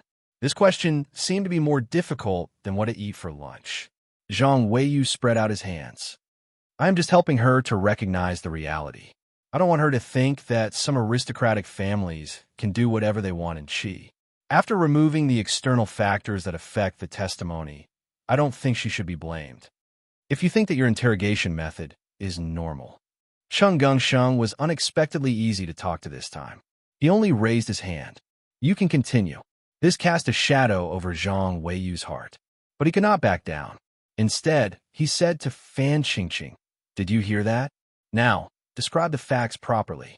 There is still a chance for you to atone for your mistakes. Fan Qingqing said sadly, Sir, everything I said is true. Part of the map of Rizhao County's supernatural forces was drawn by me after I probed it bit by bit. The other part was information that I bought from someone in private. I can hand over the list of people who bought and sold it. Every time I have any information, I put it here. The people from the fishing tower come every 15th day to take the information. It seemed very risky to put the information in the chair in the Zhongshang Hall, but in fact, it was very safe. Because of the uniqueness of the Zhongshang Hall, no one would come here when Jiang Wang was not around.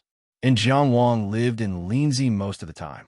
Every time he returned to his fief, he would come and go in a hurry. It was safer to hide here than anywhere else in Qingyang town. Fan Qingqing continued, this matter was discovered by Sir, so I deserved it. But no one else in Qingyang town knows about it. Okay, you don't have to say anymore. Zhang Weiyu raised his hand. He was a little annoyed. The person in front of him was determined to take all the blame. There was no point in continuing to ask. But because of the pressure from Cheng Gongsheng and the others, he could not use any other methods. There is still time.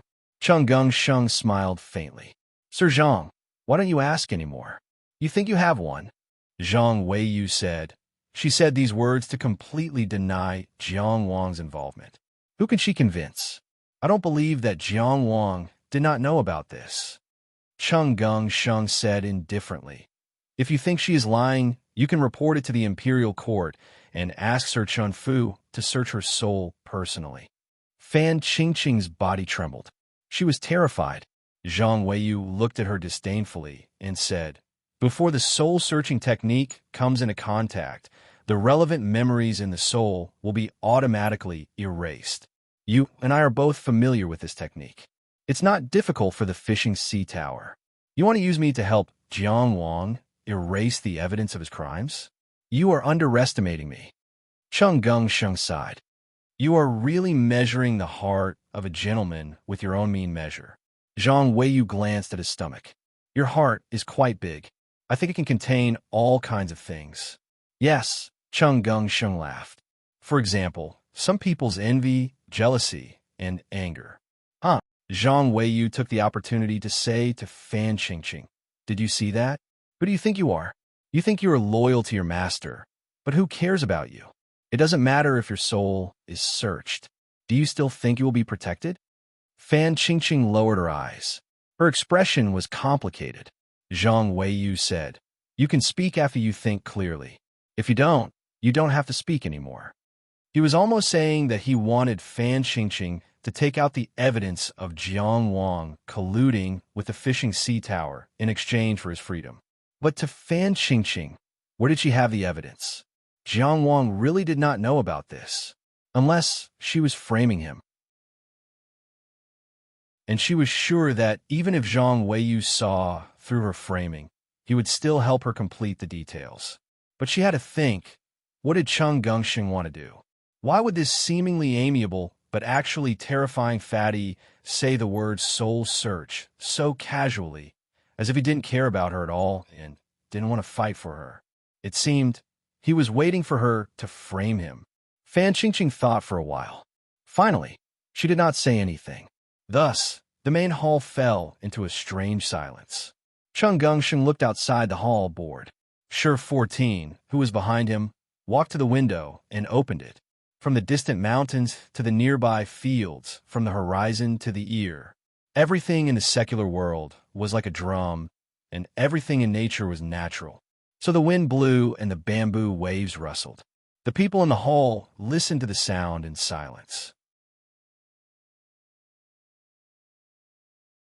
Chapter 1242.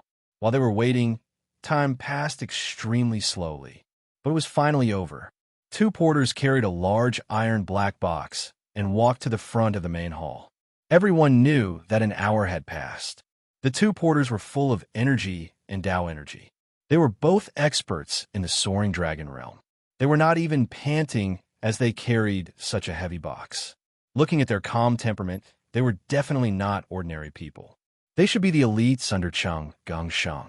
The evidence that they had picked for Fu Ning Mountain would naturally not be simple. Oh, your evidence is here? Zhang Weiyu's expression was very calm. It was difficult to guess what he was thinking from his expression. Chung Gungsheng did not even look at him. He only said to Dugu Xiao, Constable Dugu, Lord Zhang said that he wants evidence. You can talk to him.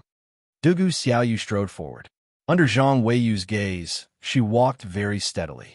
There was a big lock on the box. Dugu Xiao took the key from one of the porters and opened the lock. Then, she opened the box. From the black box, she dragged out a person whose hands and feet were tied. This was a man who was dressed very normally. There were no injuries on his body, but his eyes were in a daze. His face was dull. After being dragged out of the box, he subconsciously lowered his head and buried his eyes. Although Dugu Xiao's cultivation was not high, it was not difficult for her to drag such a person. He grabbed him by the collar and dragged him into the main hall. This kind of dragging was very similar to Zhang Weiyu dragging Fan Qingqing. As she moved forward, Dugu Xiao had a feeling that she had never experienced before. It was the feeling of controlling someone else's fate. This made her steps steadier. Who was this person? This was the most pressing question in everyone's hearts on Fu Ning Mountain. Fan Qingqing, who was curled up on the ground, was also a little confused. But she suddenly thought of a possibility, and her eyes suddenly shrank. Dugu Xiao opened her mouth at this moment. She used a rather calm tone and said slowly, This main hall and master's courtyard have always been cleaned by me alone. Every time I clean the main hall, Sister Fan, she seemed to have made a slip of the tongue and quickly corrected herself. Fan Qingqing will accompany me. At first, I just thought that she liked this place, that she liked this great hall that she had personally built. Only now do I know the reason for this. She's watching me, afraid that I'll discover her secret. Chung Gungsheng listened silently, his face expressionless. Only he knew that Dugu Xiao didn't have any feelings for Fan Qingqing. In fact, it was Dugu Xiao who had discovered and told him about Fan Qingqing. This seemingly emotional slip of the tongue was just a way for her to hide her intentions. However, he wasn't disgusted by such schemes. Although he was born into a noble family, he wasn't born with everything. He was especially clear that if ordinary people wanted to move forward, they would have to give up something. Dugu Xiao continued to narrate. I discovered this person a month ago. Every time he came to Qingyang town, he always did something regularly. I felt that there was something wrong with him, but I didn't know what his purpose was. I was also afraid of alerting him. It wasn't until something happened to the master that I remembered this matter, so I told Chongxian. Chongxian took him down and interrogated him. Only then did he know that he was a person who specialized in collecting information for the fishing sea tower. He didn't know Fan Qingqing, and Fan Qingqing didn't know him. The two never met. They only completed the information exchange in a fixed place. That is here. Funing Mountain, Main Hall. Fan Qingqing took a deep look at Dugu Xiao. She had always thought that this was just a foolishly loyal and simple little girl. But now she realized that she had never really understood this Dugu Xiao, who was so considerate to her and always at her beck and call. She and Dugu Xiao spent almost every day together, but she had never found anything strange about Dugu Xiao. These days, she had been persuading Dugu Xiao to leave Qi with her. Dugu Xiao's firm refusal made her feel that this child was more reliable. She thought that she was an experienced senior. While teaching Dugu Xiao Taoist techniques, she was also kind enough to teach her how to deal with this complicated world. But today, she was taught a harsh lesson by the other party. Dugu Xiao had always known that she was sending information to the fishing sea tower, but she acted so innocent in front of her. And Chenggung Sheng, the Chenggung Sheng whom she didn't even dare to look at, she finally understood why the other party didn't fight for her and even hoped that she would frame him. Because with this witness in hand, her framing could prove Jiang Wang's innocence more than her telling the truth. Chenggung Sheng could even make use of her framing to send Zhang Weiyu to hell. He was so intelligent and ruthless. So, at this time, Zhang Weiyu also saw many things clearly. He looked at Chenggung Sheng. The fake news from the Pingping state is still just a smokescreen.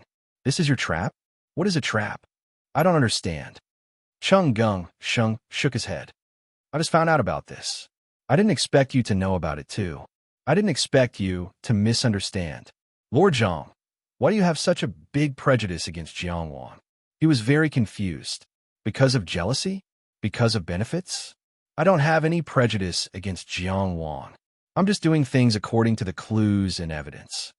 Zhang Weiyu forced himself to calm down and said seriously, sometimes I make mistakes. It's because I'm not capable enough, but it's not because of my prejudice. Actually, I personally admire Jiang Qingyang very much. Chenggung Sheng clicked his tongue. Do you know why I'm willing to play with you for so long? Because you're like a monkey show. I'm just passing by. You're so good at acting, so funny and cute. As he said that, he even gave a thumbs up. Of course, he didn't admire Zhang Weiyu's performance. He never watched monkey shows. Although these words were harsh, it was actually just a cover-up. In this confrontation, Yi Zichen was shocked. He first set up the most superficial trap. He said that there was a stronghold in Qingyang town and that Jiang Wang was from there. He also gave some specious evidence. Those who were interested didn't even need to come to Qingyang town. They would know that it was fake after a little investigation. Then, they would think that he was hiding something. Under this trap, they could find the secret clues about the Pingping state that seemed to be hidden in the fog. Of course, in fact, that was also fake. It couldn't be hidden from people like Zhang Weiyu. And under this trap, it was the matter of Fan Qingqing gathering information for the fishing sea tower. This was a matter that could be considered both major and minor at the same time. It was a big matter if they hooked up with Jiang Wang. If they didn't, it was just a small matter. Chenggung Sheng already had the key witness. He was just waiting for someone to uncover this matter. On the basis of this complicated trap, it was the battle between him and Zhang Weiyu that Zhang Weiyu won by a narrow margin. But in fact, all of this was to cover up the rumors at the beginning. Layer by layer, the relationship between Jiang Wang and the hell was so funny. No one would believe it. Even if Su Shi appeared and Ying Guan spoke, people would only think that it was a false accusation. In this game, the crudest part was actually the core. As long as someone entered the trap, Chung Gung Sheng would be the winner, no matter who the opponent was. Because under the bait was the hook. Zhang Weiyu just happened to be there. At such a moment, Zhang Weiyu sat there silently. He didn't seem to be angry at Chung Gung Sheng's sarcasm. In fact, he didn't leave himself any room to be angry. His mind was full of thoughts. He had used so many resources and spent so much effort, but in the end, he still returned empty-handed. What should he do? How could he make up for this loss? Everything he had experienced made him have to look forward and not stop. After Chung Gung Sheng's provocation didn't get a response, he said faintly, "Speaking of which, I'm quite curious. The person who got the information is in my hands. You haven't met the person who sold the information. Then how did you know that Fishing Sea Building was using Fan Qingqing to collect information on Qi?" He leaned forward slightly and looked at Zhang Weiyu. "Could it be that you got it from the person who used the information?" Zhang Weiyu was shocked. This was turning the tables on him and tracking down his source of information. He said that he was the one who colluded with Fishing Sea Building, and his source of information was, in fact, not something that could be exposed. In his shock, he subconsciously revealed a fierce look. Chung Gung Sheng had already left his seat and stood behind Ma Xiong.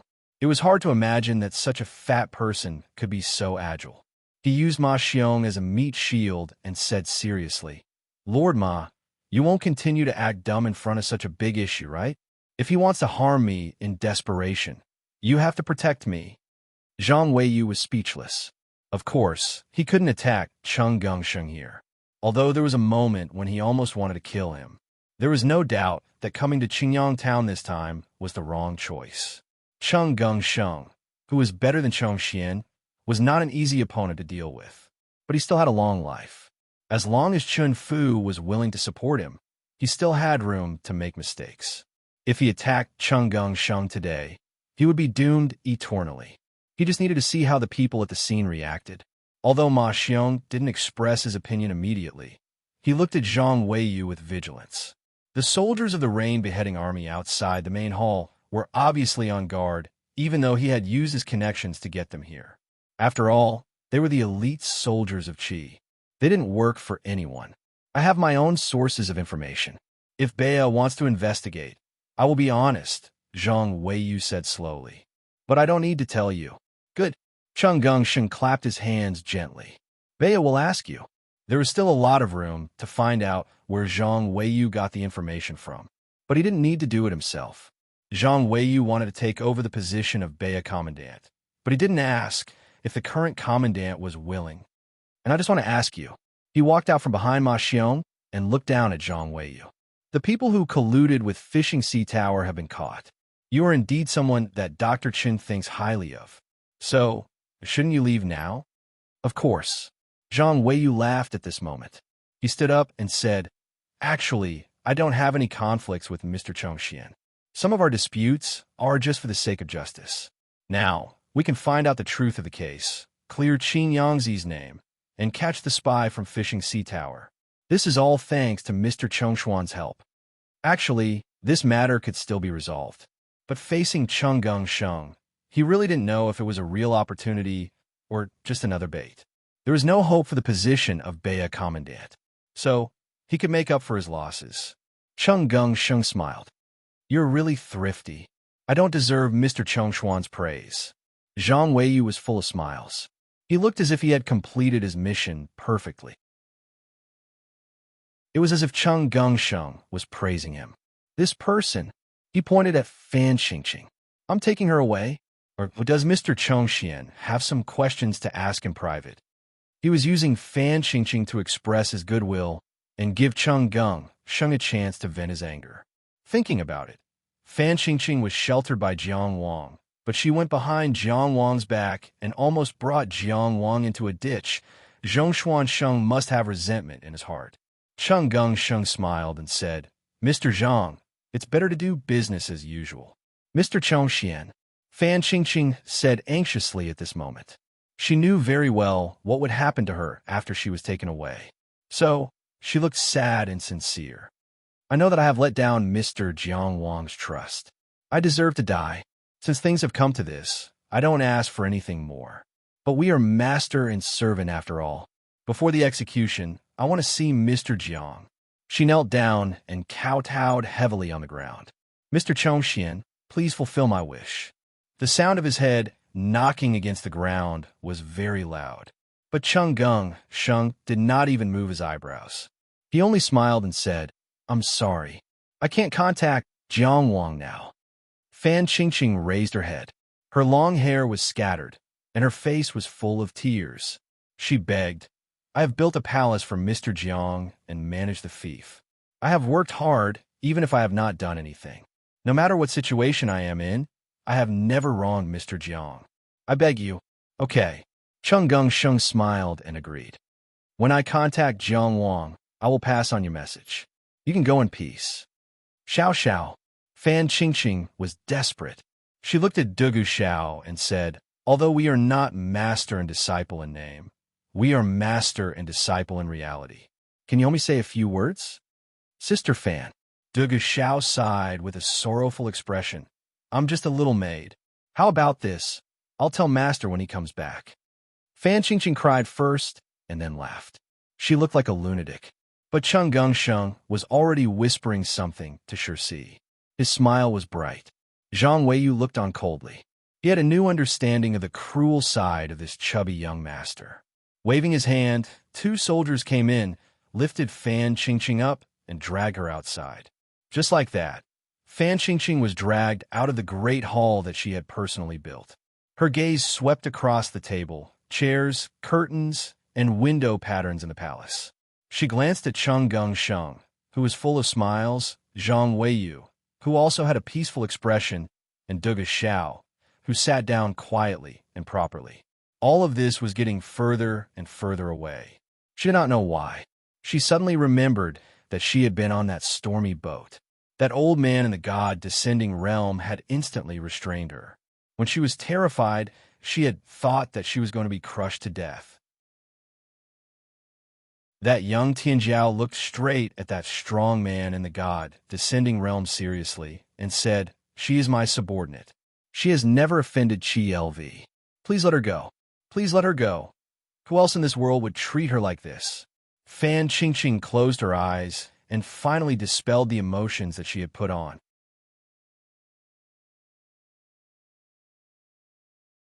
Chapter 1243. Yun Nation, Lingxiao's Secret Land. On a plain surrounded by clouds and mist, Jiang Anan and the little gray dog were staring at each other. Ah, is it called Stupid Gray? Jiang Anan asked her brother as she looked at the dog. Jiang Wang was very pleased with himself. What do you think? Isn't this name very appropriate? Jiang Anan was 6 years old, after all, and had her own judgment. She said weakly, it won't like it. Stupid Gray, Jiang Wang shouted. Woof, woof, woof. The little gray dog immediately stood up, wagged its tail, and barked cheerfully. What do you think? Jiang Wang looked at his sister with a pleased expression. After leaving Xingyue Yuan, he had rushed straight to the Yun Nation. Chung Gung Sheng had told him to go on a scenic tour, but he really wasn't the type to idle around. Cultivating was cultivating, and as soon as he had time, he would hurry over to see his sister. He naturally wouldn't neglect the delicacies he had collected from all over the world, and the gold thread treasured robe was also very good to wear. But the little gray dog he had trained on the way here was the core gift. Jiang Anan was obviously very satisfied with this gift. She had some misgivings about the little gray dog's name, but seeing how cheerful it was, she threw those misgivings to the wind and giggled. On the side, Yi Qingyu watched the siblings tease each other and smiled, but didn't say anything. In fact, this kind of simple happiness was hard to come by for an extraordinary cultivator. At that moment, there was a sudden explosion in the clouds. What a lousy name! A mass of flowing clouds dispersed, and a strange beast with long fur like clouds leaped out. A water ball was attached to its thin tail, and it spoke in human language in an extremely disdainful manner. Jiang Wang cupped his hands politely. This must be Senior Acho. As expected, you're extraordinary. This is our first meeting, and I'm already overwhelmed by your grace. I'm Jiang Wang, and Anne's older brother. Thank you very much for taking care of it. Ah Cho laughed dryly. This is indeed our first meeting, but I often hear and talk about you. Yi Qingyu interrupted their greetings. Uncle Cho, why are you here? Of course, Ah Cho could not say that he was ordered to supervise. He rolled his eyes. I'm here to play with an in. Okay. Yi Qingyu smiled. Then don't take an in too far away. Ah Cho was stunned. I didn't say that I was going to take an out to play. Can't we just play here? No, Jiang Anan said crisply. I want to accompany my brother. Jiang Wang beamed with joy. Just as he was about to encourage her, Jiang Anan ran away and hugged Dumb Ash, rubbing its head happily. Dumb Gray did not resist, squinting his eyes in enjoyment. Ah Cho heaved a sigh of relief in his heart, but his mouth was full of regret. Sigh. It's fine. I can just accompany by the side. Jiang Wang remembered that the other party often played with Jiang Anan, so he took the initiative to strike up a conversation. Senior Ah Cho, you said earlier that you seemed to have a problem with Dumb Gray's name? Ah Cho was not that polite to him. He glared at him. Do you think Jiang Wang sounds better? Or Jiang Qi sounds better? Jiang Wang said somewhat awkwardly. You can't compare like that. With this name, Dumb Gray is also very happy. Ah Cho said faintly. When I did not know the meaning of Cho, I was also very happy. The person who gave you this name is indeed not very good. Jiang Wang said sympathetically. I feel that you are very confident, very charming. You should be called Ame. Ah Cho was silent for a while, then said, I am male. Then you could be called Ah Shao. Jiang Wang suggested enthusiastically. June is very good. Yi Qingyu coughed lightly at this time, interrupting Jiang Wang's death-seeking. She said to Ah Cho, Uncle Cho, didn't you attract new fish species to Cloud Stepping Lake? Why didn't you go take a look? What? Ah Cho's voice instantly rose, scaring the little gray dog that was playing with him not far away. Its front legs went soft, and it rolled 3 times. Yi Xiaohua actually hid such an important matter from me? He did not waste words. His 4 legs stepped, and he was already in the air. I'm going. Screw the supervision mission. Yi Xiaohua was not a son. He wanted Ah Cho to do missions, and did not give Ah Cho fish to eat. The clouds dispersed, and Ah Cho left as fast as lightning. Jiang Wang looked at the little gray dog that was following behind Jiang, and then his brows furrowed. Do you think he had always been a person that listened to opinions? So he asked Yi Qingyu, should I change Dumb Gray's name? Yi Qingyu laughed. How can you casually change a name that has already been decided? It does not have intelligence, so don't let it be confused by your name. Moreover, Dumb Gray is a very good name. It's quite cute.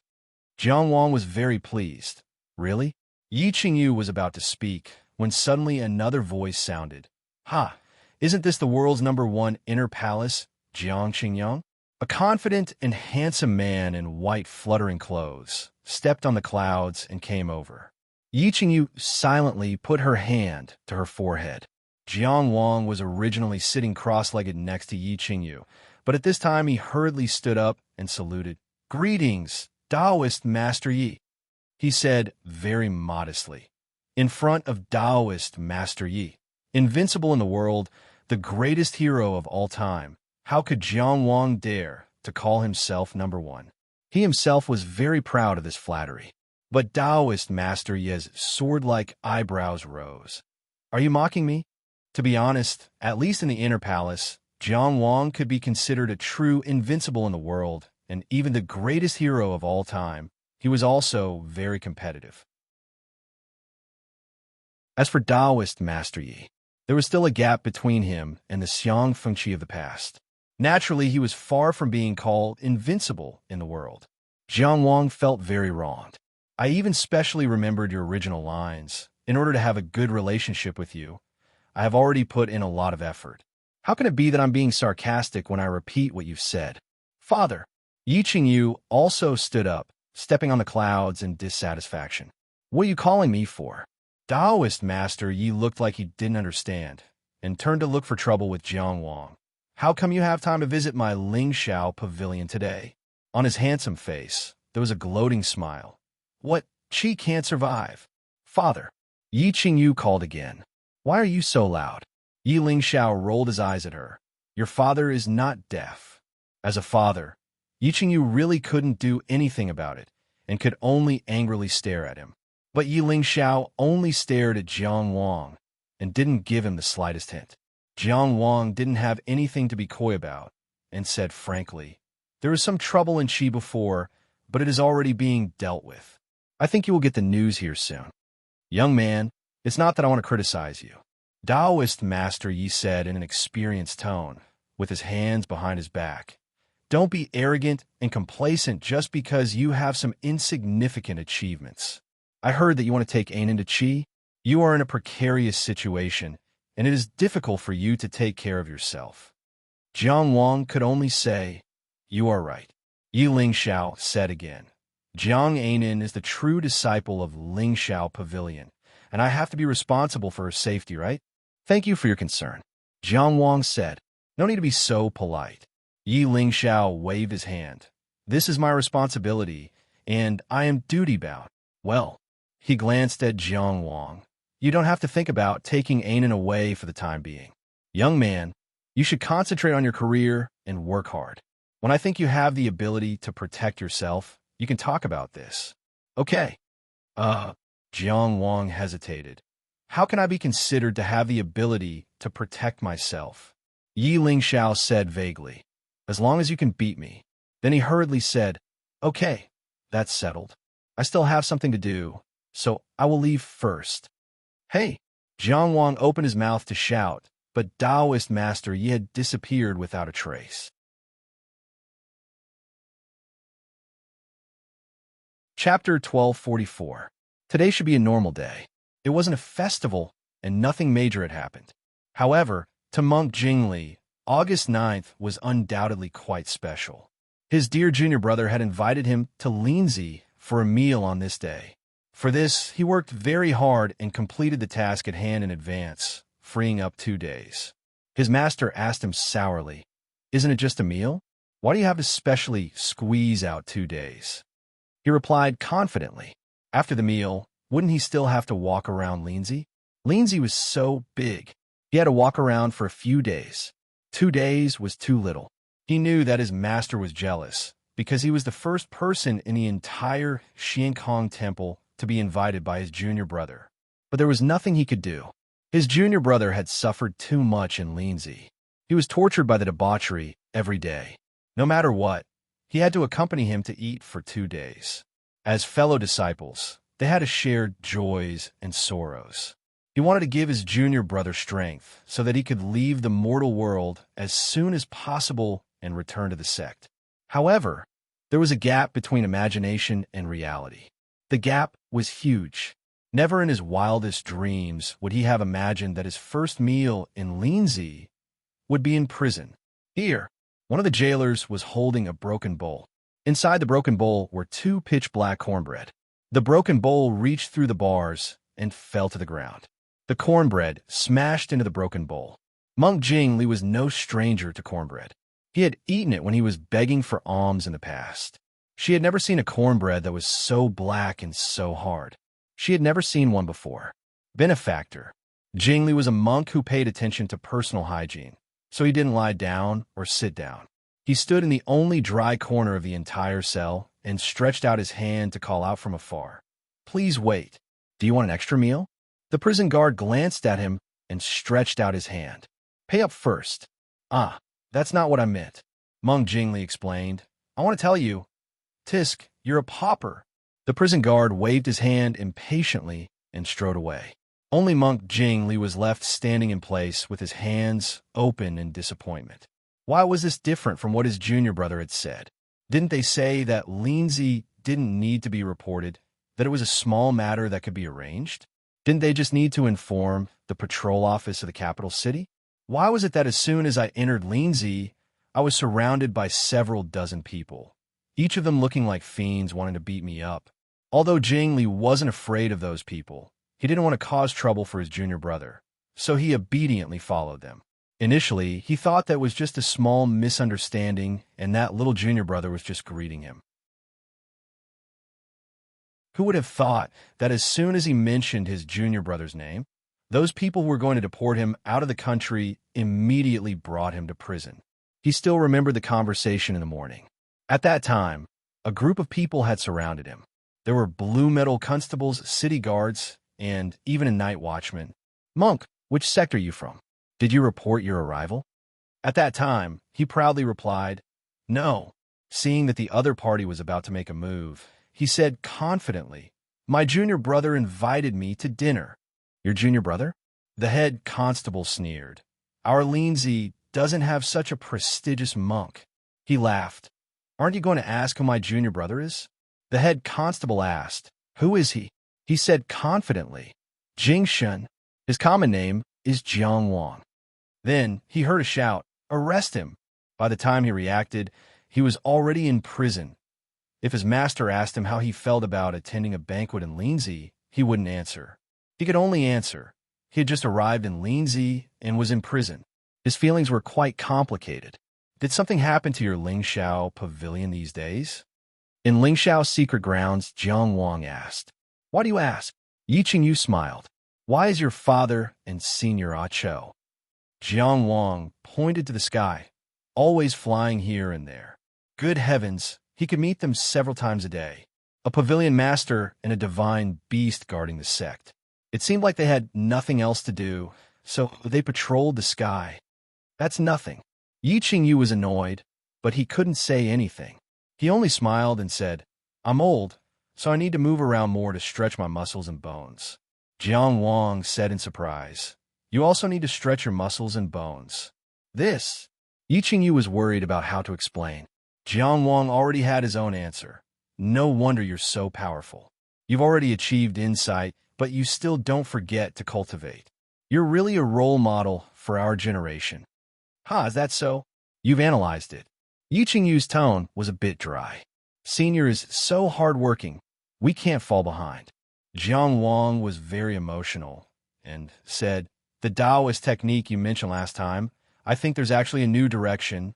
Look, when your Taoist essence came out of the Tontian Palace and triggered the wind essence under the setting sun, the two figures who were engrossed in cultivation were pulled far, far away, behind a small hill not far away. Under the cover of a camouflage, a row of figures lay prone. From left to right, they were Senior Apprentice Brother Xie Rui Xuan, Senior Apprentice Brother Imo Liang, Senior Apprentice Sister Big and Little Wang, Ah Cho, Jiang Anan, and Dumb Gray. "Too scary," Xie Rui Xuan muttered. "No wonder my brother is so powerful." Imo Liang clenched his fist. "Heaven really rewards the diligent. Heaven doesn't let down those who work hard. It made me have a fighting spirit." "Hey!" He had just finished venting and immediately shouted at Xie Rui Xuan. "Move over, you're squeezing me. How can I bask in the sun like this?" "It's my brother." Jiang Anan heard the first half of the sentence and hurriedly turned her head and corrected him loudly. "Woof, woof, woof." Dumb Gray immediately cheered. Yes, sisterin," Imo Liang hurriedly said. "It's your brother. It's our big brother." Miss Xiao Wang's gaze was dull as she shook her head. "I don't care about his marriage anymore." The gentle Miss Xiao Wang also had lingering fears. "Such good weather. I'm only suitable for lying down." "Ah Cho," Jiang Anan asked again, "why are we lying here to peek at my brother?" Everyone addressed him as respectfully as possible. Only Jiang Anan. Ah Cho liked her to call him by his name. There was once when Jiang Wang meddled in other people's business and asked Xiao Anan to be more polite. At night, Ah Cho went to look for him and had a friendly talk. Since then, it was no longer a problem. "This is not called peeking," Ah Cho said casually and stared at Imo Liang. "Meaning continue lying." Imo Liang very sensibly continued. "Yes, hide and seek. We're playing hide and seek." Jiang Anan frowned. She felt that things were not so simple. Then why didn't they come and catch us? They even preached about Taoism. Maybe this is a good child who loves to learn. Imo Liang sighed. "Why don't you learn from your brother?" Jiang Anan quietly retracted her head and softly said, I'm a little sleepy now.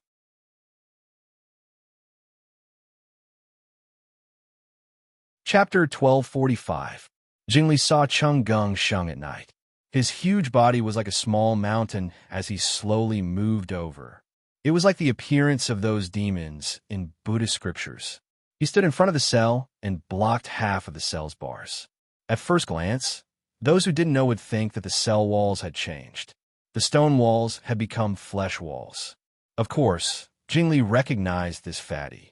Back then, outside Qingyang town, if it weren't for his junior brother's face, he would have put a sack on him and beaten him until his fat head became a pig's head. Now, with the passage of time, his anger had long disappeared, but he couldn't like this person. Next to the fatty was a young man in an official's uniform.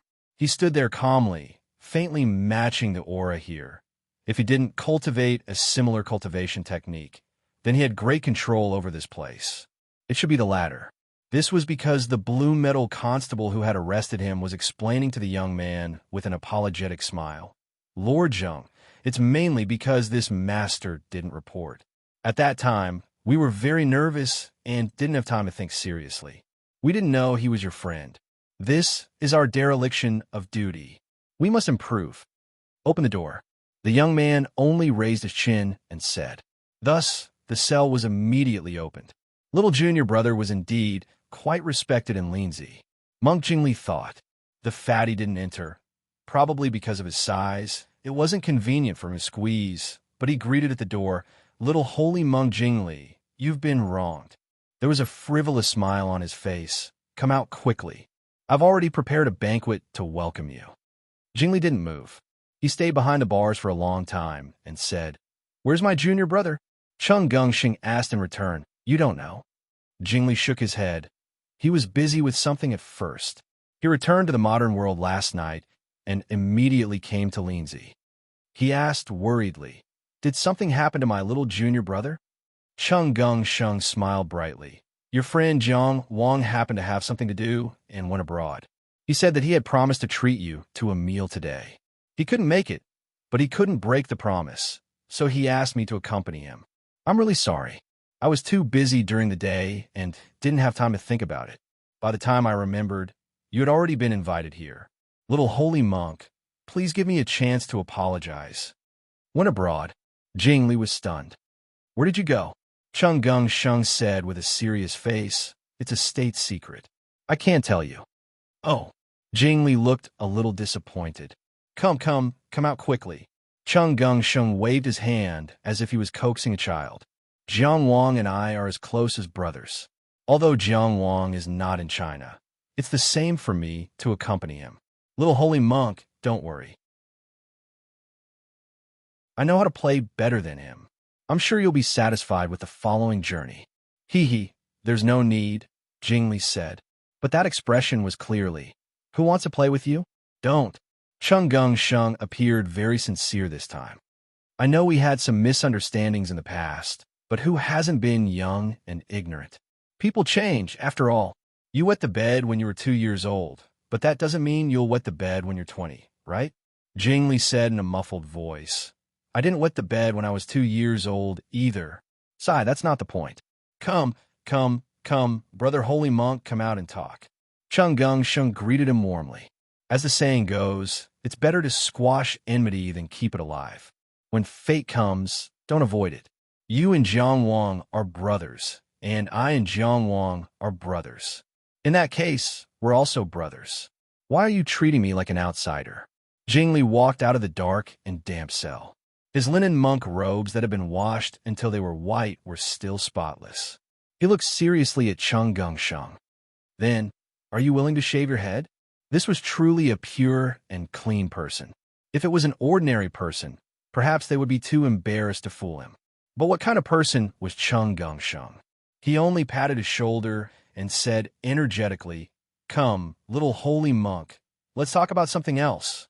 Do you know what's the most important thing in cultivating one's heart in the secular world? Loneliness? Tranquility? None of those. It's the secular world. If you don't experience the secular world, how can you leave it? If you don't see all living beings, how can you save all living beings? You're lucky today. There's a good place in Linzi called the House of Red Sleeves. While the two of them were entangled here, a bailiff suddenly rushed in and whispered something in Zheng Shangming's ear. Zheng Shangming, who had accompanied Cheng Gongsheng to the prison to get people out, instantly changed his expression. Cheng Gongsheng glanced at him casually, but didn't ask him anything. Zheng Shangming thought for a while and transmitted his voice. Yulong's direct disciple, Qiu Yifan, has been confirmed as a member of the equal state. Now, Yulong has been sent to the heavenly prison. The heavenly prison was on a completely different level from the prison they were currently in, which was the prison of the patrol manor in the capital city. Those who were locked up inside were all prisoners that even the political affairs hall paid attention to. It could be said that once one entered, there was no possibility of coming out. And since Yulong was sent to the heavenly prison, it meant that the conflict between Yulong and Liu Gui had ended. Huang Yixing's death, the Spring Death Army's commander Chao Jia being slandered, the Tianzhao Zhang Wang being hunted down and framed, and the Zhaoheng city's head constable and his whole family being exterminated. This series of events would all be blamed on Yulong. This matter has ended just like this. Cheng Gongsheng twitched his mouth. They're still interrogating him, but he shouldn't be able to hold on for too long. Zheng Xiaoming transmitted his voice. We can let Jiang Wang come back now. It's still early. Cheng Gongsheng didn't transmit his voice, but said directly, this is only the first round. What's the first round? Jing Li asked. The House of Red Sleeves is the first round. There are a lot of exciting performances in Linzi. Cheng Gongsheng said meaningfully. He smiled and led the way in front. Little holy monk, come this way, please.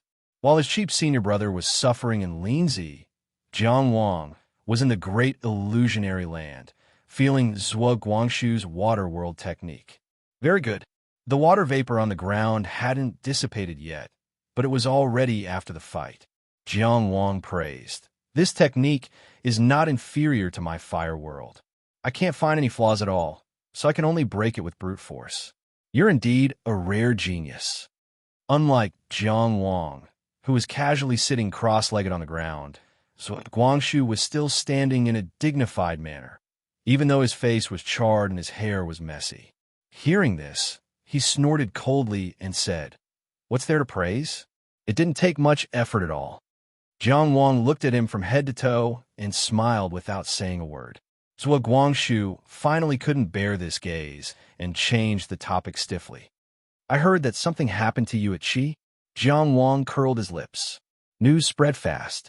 You're the world's #1 intermansion, the champion of the Yellow River. Zhuo Guangshu's tone was a little sour. Jiang Wang laughed. You didn't make it this time. Next time, you'll be the champion of the unlimited competition. How's the situation over there? Zhuo Guangshu asked again. It's not a big problem, Jiang Wang said in a relaxed tone. Someone is taking care of things over at Qi. I'm traveling outside these days. I say. Zhuo Guangshu thought for a while and said, Do you want to come to Chu? Jiang Wang leaned back with his hands and looked up at Zhuo Guangshu with great interest. Betray Chu and follow you? Zhuo Guangshu was irritated by his childish attitude and jumped up. What's wrong with following me? I may not accept you as my disciple. All right. Jiang Wang coaxed him perfunctorily and then asked, Since you don't want to take me as your disciple, why do you want me to go to Chu? Zhuo Guangshu snorted and said seriously, The Mountain Sea Realm is about to open. Many people will participate. If you have time, I want to invite you to come with me. This realm was left by Huang Weizhen. It said that his chapter, The Nine Phoenix, is in this realm. Jiang Wang was no stranger to the name Huang Weizhen. The reason why Chu could be the best in the world was largely because of the existence of the Developing Method Pavilion. And the Developing Method Pavilion was completely created by Huang Weizhen alone. It could be said that this powerhouse in the history of Chu raised the level of the transcendent realm of Chu by himself. He could be called a great person. Even the arrogant Norxiang hated the most when he talked about the 3 biggest regrets in life. The first one was that he couldn't meet Huang Weizhen if he was born 900 years earlier. It was enough to show Huang Weizhen's position in the hearts of Chu people. Huang Weijin. Jiang Wang thought about this name and couldn't help but ask, the things left by the Chu ancestors, can't Chu people also take them? People from other countries can't come alone, but with my invitation, it's different. Zhuo Guangshu said, the Mountain Sea realm has its own rules. I can invite one person to help me. Oh, Jiang Wang asked mischievously. Then why am I part of it? I remember there's one. That girl's surname is Chu, right? It's all good. What does it have to do with her? Zhuo Guangshu's handsome face was slightly red. In the end, he said angrily, she's also participating. Oh, Jiang Wang dragged out the last syllable and pretended to be enlightened. He sighed, I can't believe that I, the number one inner mansion in the world, am actually a candidate. Are you coming or not? Zhuo Guangshu stared at him. If you don't want to come, then forget it, Jiang Wang quickly said seriously. If I can only invite one person to help me, no one in the world is more suitable than me. Zhuo Guangshu rolled his eyes. Then it settled. Jiang Wang was not an arrogant person, but for some reason, he was always willing to be arrogant in front of Zhuo Guangshu. Hearing this, he laughed. Okay, little Guangshu, it's settled. Wait for me to take you through the Mountain Sea realm. Although he knew that Zhuo Guangshu actually wanted to help him more than ask him to help him. By inviting him to go to Chu, if the situation on Chi's side was not good, he would have a place to stay in Chu. If he really wanted to find a helper, the Zhuo family of Chu could find any master. However, he would not say these words out loud. Zhuo Guangshu obviously couldn't listen to him anymore. His small face frowned. You should leave for Chu as soon as possible. We need some time to prepare. Also, he paused, then said, my grandfather wants to see you. The clan leader of the Zhuo family of Chu for many years wanted to meet and talk. Jiang Wang's attitude became more serious, and he nodded, I know. He thought for a while and said, little Guangshu, how many of the inner mansion cultivators in the world do you think can? A figure flashed in front of him, and Zhuo Guangshu had already left the sword discourse arena without even saying goodbye. Hey, rude, Jiang Wang casually reprimanded, and then he left the great illusionary land. He really wanted to experience the Chu country. He wanted to see the scenery of the strongest country in the southern region. Although Chu suffered a crushing defeat in the Valley Plain, it was still very powerful. It was still a giant to the countries outside the top 6. Compared to Eastern Qi, which was also one of the top 6 countries in the world, how powerful was Chu? On the river viewing platform, Jiang Wang had already seen Tianjiao of Chu, and he was not inferior to anyone. But with the strength of Chu, Tianjiao did not only have Yilan, Dozhao, and Xiangbei. As Zhuo Guangshu once said, the girl named Chu Shanhua was not inferior to Xiangbei. He thought that he could meet more talents of Chu in the Mountain Sea realm. These friends that Tianjiao invited to help, what kind of people were they? Apart from that, the story behind the name Huang Weijin made the things he left behind very attractive. Who dared to say that he was not tempted by the things that Huang Weijin left behind? The 9 Phoenix chapter, Jiang Wang did not plan to stay in Lingxiao Pavilion for long. It was not that Yi Lingxiao was always in front of him and made him uncomfortable. To be able to play with little and in every day and witness her growth was already a rare happiness. A little discomfort was nothing. It was just that as long as Zhuang Gaoxian was still alive, his presence in the secret place of Cloud Tower was a hidden worry. It was very likely that he would implicate Cloud Tower. Although Yi Lingxiao was not afraid of Zhuang Gaoxian, he did not need to bear a huge loss and become enemies with Zhuang. Jiang Wang also did not want to rely on Yi Lingxiao to fight against Zhuang Gaoxian. The care that Lingxiao Pavilion had given little and was enough for him to feel grateful. However, he originally planned to go to the northern mountain range to take a look at the desolate border, the place where Zhuo Guanglia and Zhao Ruqing fought to see the demon. He also wanted to test the sword in his hand to see if it could kill the demon. Now that Zhuo Guangshu had an appointment, it was better to go to the southern mountain range first. This time, he said goodbye to Jiang Anan very calmly. She did not cry. She was probably used to being separated from her brother. Last year, they could only see each other at the end of the year. This year, they met in August. She had improved a lot. Yi Qingyu was still calm and indifferent. She even discussed Taoist techniques with him. Then, she waved her hand and told him to be careful on the way. It seemed that she wanted to say something else, but in the end, she did not say anything. He came to Lingxiao Pavilion secretly, and when he left, he did not disturb too many people. As for Stupid Gray, this heartless dog, now followed Jiang Ainan's lead, who told Jiang Ainan to give a share every time she ate delicious food. Jiang Wang was worried that this silly dog would be reluctant to leave him and run away with him. When he left, he realized that he was thinking too much. In short, he left Yin Country. It seemed that every time he left Yin Country, the feeling was different.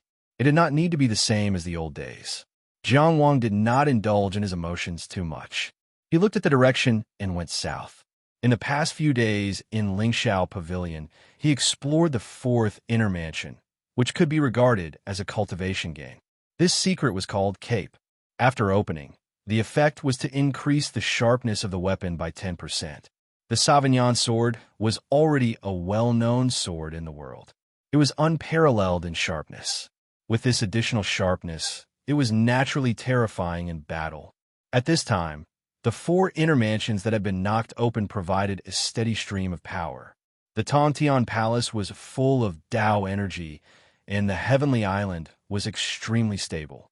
The injuries he suffered on the road earlier had been completely healed, and his physical condition was at its peak. This state of perfection would give cultivators the illusion that they were invincible. Jiang Wang certainly had to remind himself that on the long road of cultivation, he had not gone far. There were too many strong people in the world who could easily control his life, and he obviously wanted to go west the most, but he could not go west. He could only go south. This was also to emphasize that he was not enough. It was far from enough.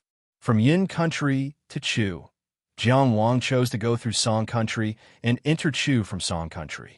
If this route was to the west, he could go to the Chung Nation and see how the ethereal palace force that he had left behind had developed. But Chung Country was close to Zhuang Country, so there was no need to take this risk. Even if he chose this relatively safer route, he still disguised himself and kept a low profile. He would one day be high profile in the west, but not now.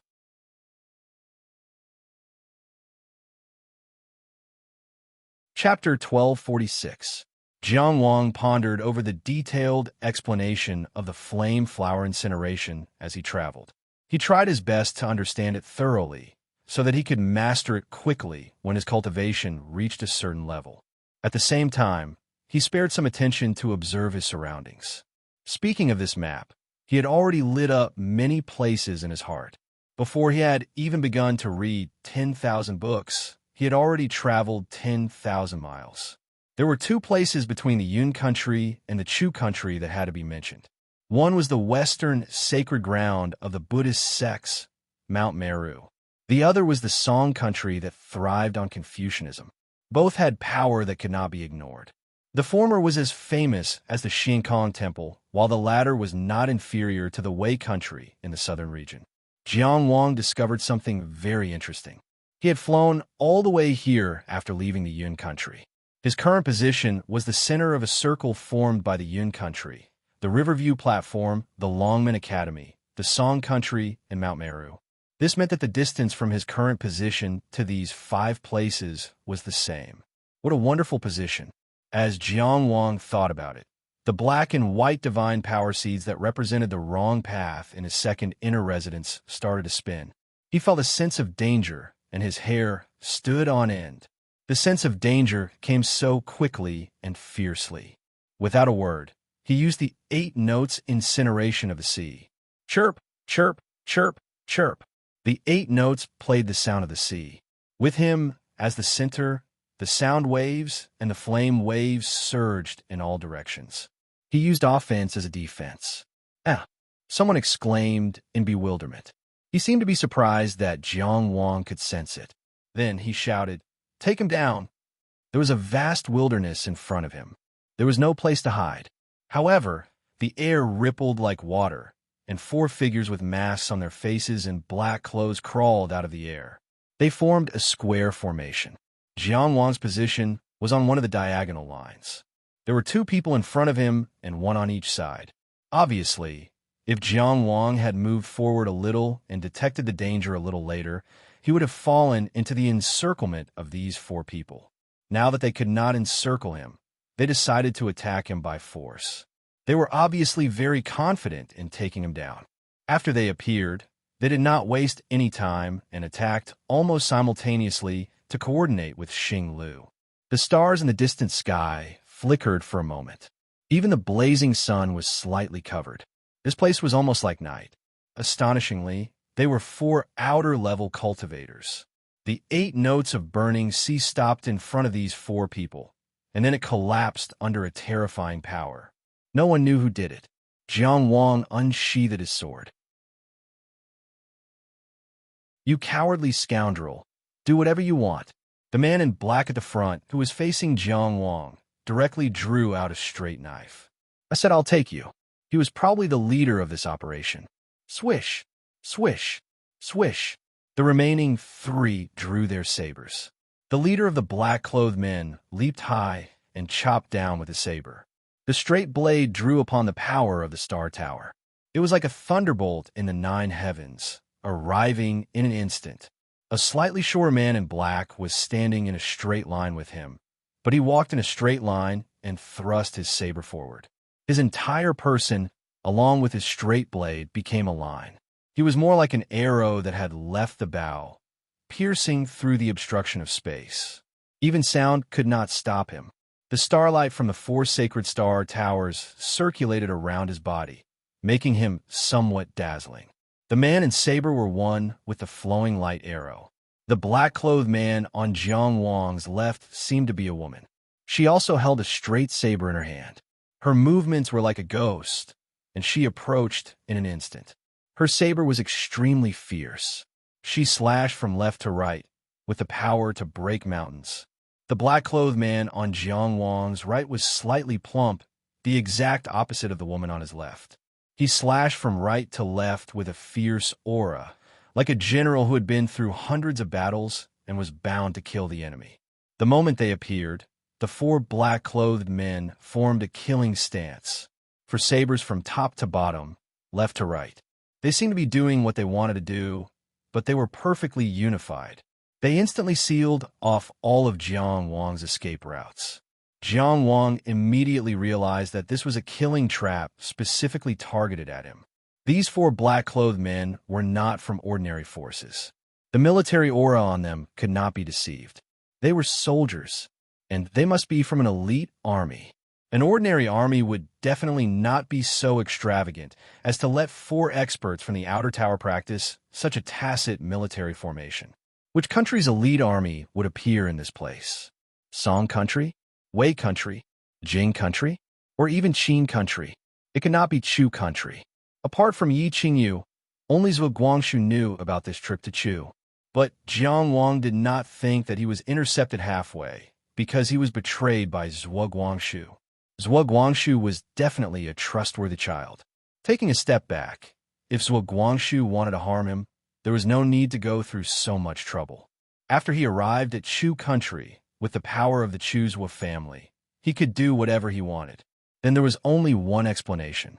The opponent had been watching him for a long time, or the operation had already begun after the news of his temporary departure from the Qi country was spread.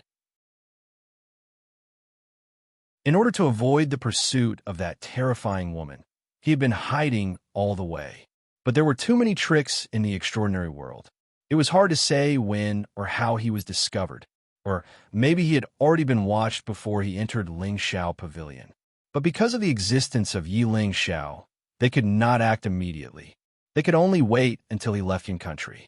As mentioned before, his current location was the same distance from Yun country, Riverview Platform, Longmen Academy, Song country, and Shimi Mountain. That was to say, no matter which direction someone noticed this place, it would take the same amount of time to rush over. And this time was the time when the opponent was confident enough to completely subdue him. Thousands of thoughts flashed in his mind, but he had already activated his immortal state. From then on, 19 breaths, 10,000 voices came. In the chaotic but orderly voice information, Jiang Wang was covered in frost wind, bathed in red fire, and his eyes shone with sword light. He immediately showed the state of a sword immortal. Chang Xiangxi cried with emotion, and the sword collided head-on. The sky was about to fall, but at this time, the sword mountain that supported heaven and earth had already collapsed. It was the sword of the absolute peak. Jiang Wang was very clear that since the opponent had been watching him for so long and could ambush him at the right place, it was impossible that they had not studied his strength. Since only these 4 people were present, it was certain that these 4 people had the ability to defeat him. So he did not hide at all and launched the strongest sword move in a face-to-face confrontation. At this time, the 4 black-robed men suddenly shone with the light of supernatural powers at the same time. These 4 outer tower cultivators had not only set up the 4 Saints' Tower, but also had supernatural powers at the same time. Although each of them only had 1 beam of supernatural power, they were still supported by their astral power and suppressed by their outer tower realms. It could be said that any one of these 4 black-robed men alone had the ability to fight Jiang Wang to the death. Not to mention the 4 of them working together. For beams of supernatural power whose specific attributes could not be identified instantly blended into the body of the leader of the black-robed men in a way that Jiang Wang could not understand. Behind the leader of the black-robed men, the figure of a golden-armored warrior immediately appeared. The golden-armored warrior was dazzling and majestic. His straight saber shone brightly. Like a snake probing for grass or an eagle descending on its claw, it chopped down on the edge of Jiang Wang's sword. Boom! The saber and sword collided and separated. The leader of the black-robed men was indeed pushed back, but Jiang Wang's ultimate sword move in the state of a sword immortal was also scattered. At the same time, 3 black shadows flashed by. The other 3 black-robed men passed by Jiang Wang's body. The azure cloud mark appeared and disappeared repeatedly.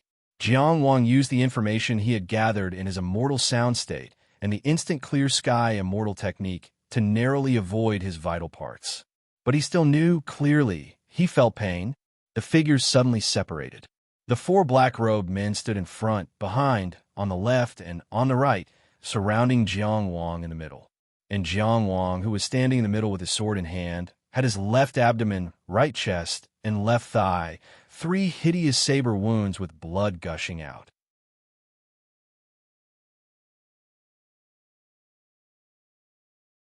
Chapter 1247. Since the appearance of the 4 black-clothed men, they had only exchanged a single blow, and Jiang Wang, who had assumed the form of a sword immortal and wielded the most powerful sword on the viewing river platform, had already been injured in a single blow. These 4 were from the outer tower of divine abilities. They were well-trained elites in the army. Although Jiang Wang had just enjoyed a rare few days of peace, he didn't let his guard down. He still reacted in his best condition. However, in this assassination that was specifically targeted at him, the mastermind clearly had a detailed understanding of his strength. The 4 executors had also been very focused on him during the battle. In one exchange, the long sword was useless, and he was injured 3 times. If not for the fact that the goal of these 4 was to capture him alive, it would have been even worse. As expected of the world's #1 inner tower, you should be proud that you can still repel me under these circumstances. But the black-clothed leader's gaze was cold. He raised his sword and charged again. Your strongest sword is useless, Jiang Wang. Are you still not going to surrender? At this moment, Jiang Wang was already surrounded. The black-clothed leader's charge was like a bugle call. The other 3 black-clothed men immediately responded with their swords. Front, back, left, and right, for swords from 4 sides had already locked down the space, greatly restricting Jiang Wang's meteoric rise, preventing him from displaying his agility and flexibility. They were really targeting him at every turn. Faced with the swords coming from all directions, Jiang Wang suddenly accelerated, directly charging forward with his sword. He ignored the enemies on his left, right, and back, as if he wanted to fight to the death with the black-clothed leader in front of him. You can kill me, but I will only kill you. The frost formed by the Bujo wind fluttered behind him, the true Samadhi fire protruding from him so dazzlingly. I'm only afraid that even if I have the heart to surrender, you won't be able to capture me alive. His voice was clear like the cry of a sword. The sword light illuminated his eyes. The sword energy raised his eyebrows. The long sword swung to the left and held to the right, directly facing the human sword.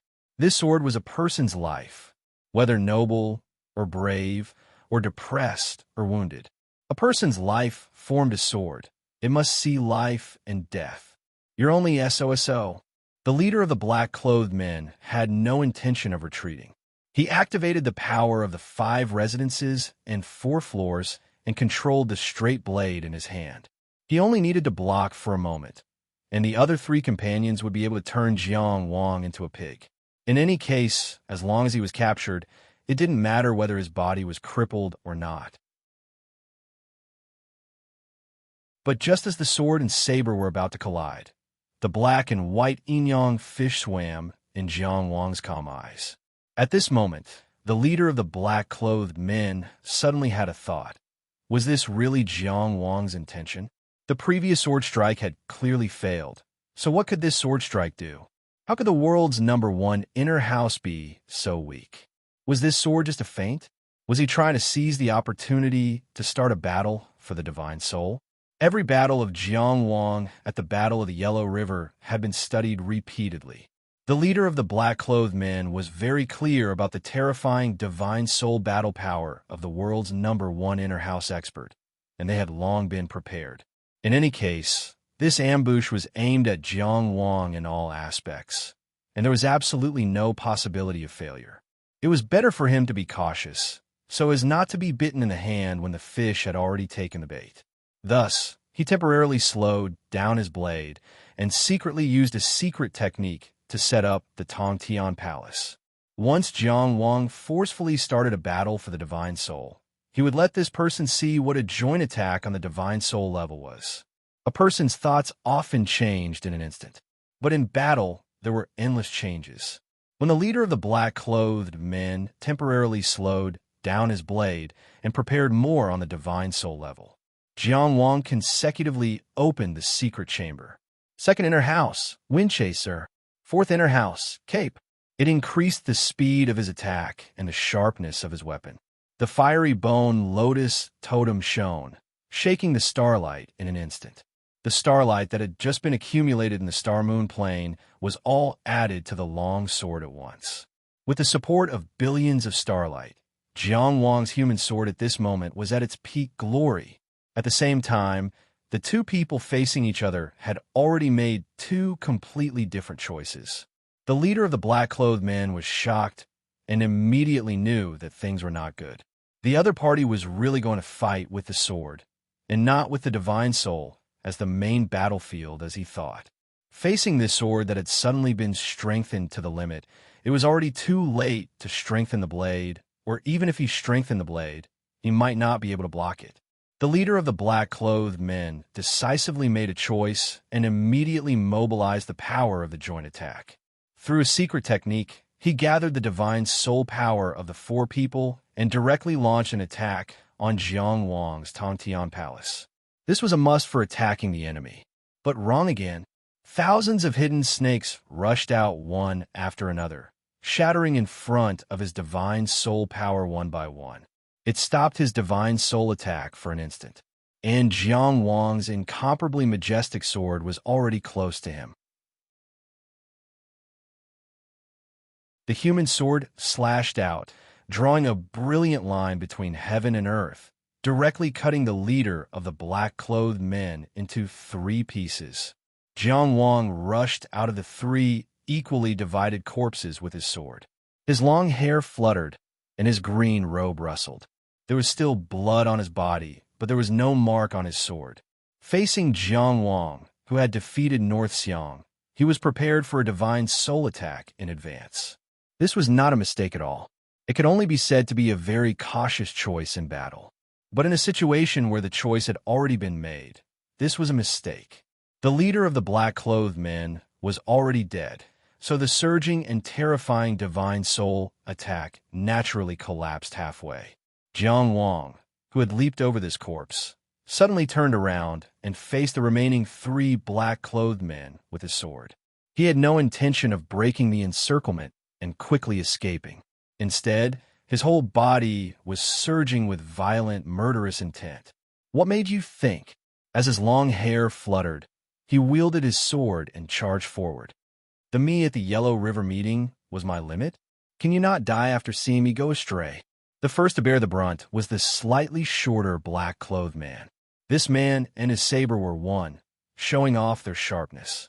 First, he and the dead leader of the black-clothed men stood on opposite sides, their sabers in a line, the most tacit understanding. The huge wound on Jiang Wang's left abdomen was caused by him. When Jiang Wang killed the leader of the black-clothed men and turned around to counterattack, the only woman in this group of black-clothed men took over the command. Disperse first and wait for him to finish his sword immortal state. However, this slightly shorter black-clothed man, who was facing Jiang Wang, glanced at the black-clothed leader who had been cut into 3 pieces at this time, and suddenly felt an uncontrollable anger. At this moment, he remembered many things in the past. When he was almost beheaded on the battlefield, the rough hand that pulled him away from the enemy's blade. The price was a knife in the back that almost broke his spine. At that time, when the general punished him, the whole team kept quiet out of fear. The back that stood up bravely and took all the responsibility. In the end, he was publicly whipped and couldn't get out of the ground for 3 months. Scene after scene flashed in front of his eyes quickly. They risked their lives together, squandered together, and practiced together. How many years? How many years had it been? The comrade who had supported him countless times and saved him no less than 10 times died, tragically in front of him at this moment, and his corpse was even split apart. How could he retreat? How could he let the murderer have a chance to escape? He didn't even want to capture the target alive. Instead, he wanted to kill the target here and use his blood as a sacrifice. Thus, he counterattacked. He gave up on dodging and chose to attack with attack. The female black-clothed woman who temporarily took over the command was anxious and angry, but it was too late to reprimand him. Go! She only had time to give a short order again, and then she raised her sword and cooperated with him. After all, they were the elites of the elites. The slightly plump black-clothed man had already retreated in a hurry, and now he quickly approached again. He almost didn't stop in his switching. But after all, they had already retreated. They needed time to fill the distance they had retreated. Inevitably, a gap appeared in the formation of the 3 people. They had a distinction between first and second. No matter how well they cooperated, they couldn't immediately close the gap. In Jiang Wang's perception, these 3 people could be said to be 2 completely different battlefields. The slightly shorter black-clothed man was on one side, and the other 2 black-clothed men were on the other side. He moved forward by himself. The starlight had disappeared, but the human sword still had a brilliant momentum. In the vast sea of people, thousands of destinies were entangled. In everyone's life, there would be love and hatred, and there would be moments of grandeur and grandeur. A sword was already in front of him. The shorter black-clothed man, who was trapped in hatred, raised his sword and pounced forward angrily. He had the determination to fight to the death. What he saw, but there was only a pair of calm eyes illuminated by the sword light, as quiet as an ancient well, as cold as frost. The violent sword light exploded in front of him. Cold, sharp, and powerful. In a trance, he seemed to see the moment the black-clothed leader died again. He could clearly feel his own hatred. He gripped his straight knife tightly. Gripped it tightly. At the critical moment of life and death, he finally slashed his opponent's neck. From the top, right to the bottom left, he slashed in diagonally, about to cut the young Tianjiao's body in front of him into 2. Revenge! Revenge! The hatred in his heart roared. But the terrifying sword energy exploded between his chest and abdomen. The 5 inner palaces collapsed one after another, and the Tongtian palace was directly shattered. His sword entered half an inch into the neck and finally couldn't go any further. He could no longer contact the starlight's sacred tower in the distant starry sky. At the last moment of his life, he only stared at the wound that his long sword had cut open. Such a pity. In midair, the two figures collided with a loud bang, and then separated immediately after that. There were 3 more slashes in front and behind Jiang Wang. 2 of them were left by the 2 black-clothed men who had caught up with the battle group later. One was on his back, and the other was on the left side of his waist.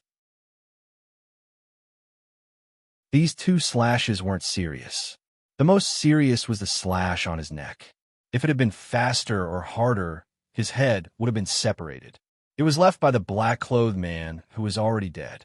And this black-clothed man had already become a corpse, falling down dejectedly. Life and death were often only a matter of an instant. Death was indeed fair. It was the same for everyone. Before the corpse in front of him fell to the ground, Jiang Wang, who was covered in blood, had already turned around again. He always faced the enemy. To the current him, life and death battles were common occurrences. Even if he had been on the verge of life and death just now, he, who had survived, didn't have any lingering fear. Who's next? He asked. His wounds seemed to be unnatural, and the blood flowing from his body seemed to have nothing to do with him.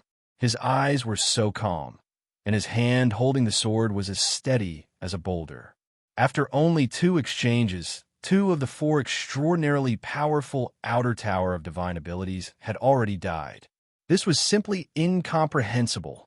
On paper, they clearly had the absolute advantage in battle strength. How could they be so fragile in the test of life and death? A great fear rose in the heart of the slightly plump, black-clothed man. Fear came from the unknown, and fear came from not understanding. His comrades had already clearly died in front of him, and he could also see how they had been killed. He had to admit that Jiang Wang's sword was enough to kill, and Jiang Wang's swordsmanship was stunning enough. But he still couldn't understand how his 2 comrades had died so easily. It was simply as if they had run into the sword themselves. After fighting side by side for so many years, he was very clear about how reliable his comrades were, and he was very clear about their strength. It was precisely because he was clear that it was so difficult to understand. How could a battle that should have been a sure win end so tragically? This kind of fear that couldn't understand caused him to almost be unable to face this battle. He wanted to turn and flee. But the long years of training and responsibility had already sunk deep into his bones, causing him to stabilize himself. And that Tianjiao, known as the #1 inner palace in the world, was coming with his sword. His body was covered in blood, and his eyes were filled with killing intent. The howl of a sword that almost cut through the eardrums drew near in a flash. What followed was the figure in tattered blue robes. Were the wounds on his body not wounds? Did he not know pain? Did he have endless doubt, energy to squander? Did he truly not know death? The slightly plump, black-clothed man did his best to stabilize his body. He severed his fear and focused all his attention on facing the enemy. What was that sound? It seemed to be the voice of his only remaining comrade commanding. But this sound was immediately drowned out. He simply couldn't hear it clearly. Jiang Wang actually had such a unique ability to control sound. This was also something that had not been discovered on the river viewing platform, nor was it previously known in the intelligence reports. This person was too terrifying. How many tricks was he hiding? The fear that had been suppressed exploded at this moment. So much so that he clearly saw the shape of his comrade's lips and read the 2 words cut jade. This was an order secretly passed down in their army. It meant to divide the battlefield and cover each other's attacks. He clearly read these 2 words and returned a look of affirmation. But the sudden explosion of fear, it caused him to be unable to control himself. He turned in the air and already fled. He would let his comrade hold on here for the time being. He would return and report today's battle in its entirety. He would let the higher-ups re-examine Jiang Wang's strength and analyze the incomprehensible parts of this battle. Next time, he would definitely avenge his comrade with his own hands. I can escape, he thought. He was very clear about the strength of his last comrade. To be able to take over the command after the death of the leader, He was originally the second strongest expert in the team. As long as he could block a few rounds, he could escape far away. Jiang Wang was already injured. It wouldn't be difficult to block a few rounds. He admitted that his choice was despicable, but who would know what his true choice would be until it was a matter of life and death? He turned and flew quickly, but suddenly his back hurt and his neck felt cold. Why didn't he hear the howl of a sword? That was the last question in his mind. The answer was actually very obvious.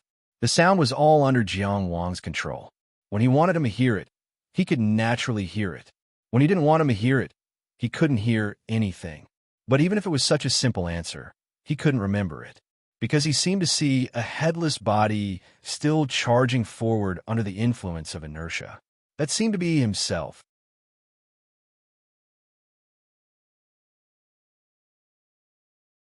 Chapter 1248. A straight blade pierced through his back, through his body, and out of his abdomen. But the true core of the Xiujia's power, Tong Tian Palace and the Five Mansions, were not affected. When the blade was about to reach him, Jiang Wang had dodged in time. The wielder of the blade was the only remaining female black-clothed person. At this moment, Chang Xiangxi had just sent a head flying. None of the four opponents were weak. He could not dodge this blade, and could only barely escape the possibility of death. But it was enough. Only you are left. Jiang Wang's left hand grabbed the tip of the blade coming out of his abdomen and held it in place. He turned around and swung his sword. At this time, pulling out the blade was like a tug of war. The female black-clothed person held the straight blade with both hands. She could definitely pull it back under the grip of Jiang Wang's left hand, but how much time would it take? Could she finish it before Jiang Wang's sword reached her? She did not have the confidence, and could only let go. She let go and retreated. Their mission had already failed. She realized this with frustration. "You cannot escape," she shouted angrily. Jiang Wang turned with his sword, already chasing after her through the blue clouds. "You too," he said calmly. The female black-clothed person formed a spell and immediately summoned wind and thunder. Boom, boom, boom. In this world, lightning flashed and thunder roared. The lightning was like a silver snake, and the thunder was like a drum. The world shone in this place. Jiang Wang's left eye instantly turned crimson red. His soul entered the formation alone. Eye of Qianyang, killing method falling west. The female black-clothed person felt her vision darken. When it cleared again, she saw a great sun falling, brilliant and fierce, burning and killing the world. She still wanted to do something, but the illusion of the falling sun that almost destroyed the world had disappeared. She seemed to have resisted, but also seemed to have been destroyed. She opened her eyes and only saw that young face that was almost touching her. It was unusually calm, unusually determined. A sword across the neck, and the corpse was split in two. Whoosh! It was not until this moment that Jiang Wang, who was standing in the air, could finally breathe a long sigh of relief. This really had been a difficult battle. His body was covered in 7 wounds, one through his abdomen, one through his neck, all wounds that could have almost killed him. He looked back and reviewed the battle, fighting 1 against 4, with a cultivation base of 4 inner palace realm against 4 outer palace realm cultivators with great teamwork. There was no possibility of success. It could be said that he had almost perfect control of this battle.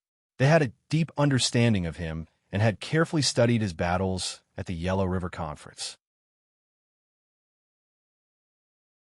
This was the reason why these 4 men in black were able to suppress him at the beginning. It was also the reason why these people were so confident. He had indeed shown everything he could on the river viewing platform, but the astray divine art he had hidden in the second inner mansion had never appeared in front of anyone. Those who had seen it were all dead.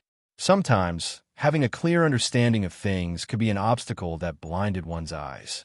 These people had a deep understanding of him. Therefore, they believed too much in their understanding and didn't know enough about him. As soon as Jiang Wang was attacked, he realized where his only chance of winning was. His actions were also very decisive. He did not hesitate at all and directly activated the Sword Immortal State. He used the strongest attack he had shown at the Yellow River Conference to confirm the understanding of these black-clothed men. This made these people more confident in their intelligence. It was indeed the most accurate intelligence. However, compared to Jiang Wang's strength, it was not complete. Zhuang Changxian had already disappeared. There was no one in this world who knew Jiang Wang's complete battle strength, and Jiang Wang had fully displayed it. It was because he knew that his opponents knew him very well that he also knew them very well. Take the leader of the black-clothed men, whom he had first eliminated from the battlefield, as an example.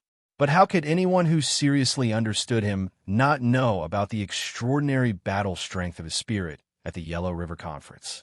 Therefore, guarding against his spirit attack was a choice in itself.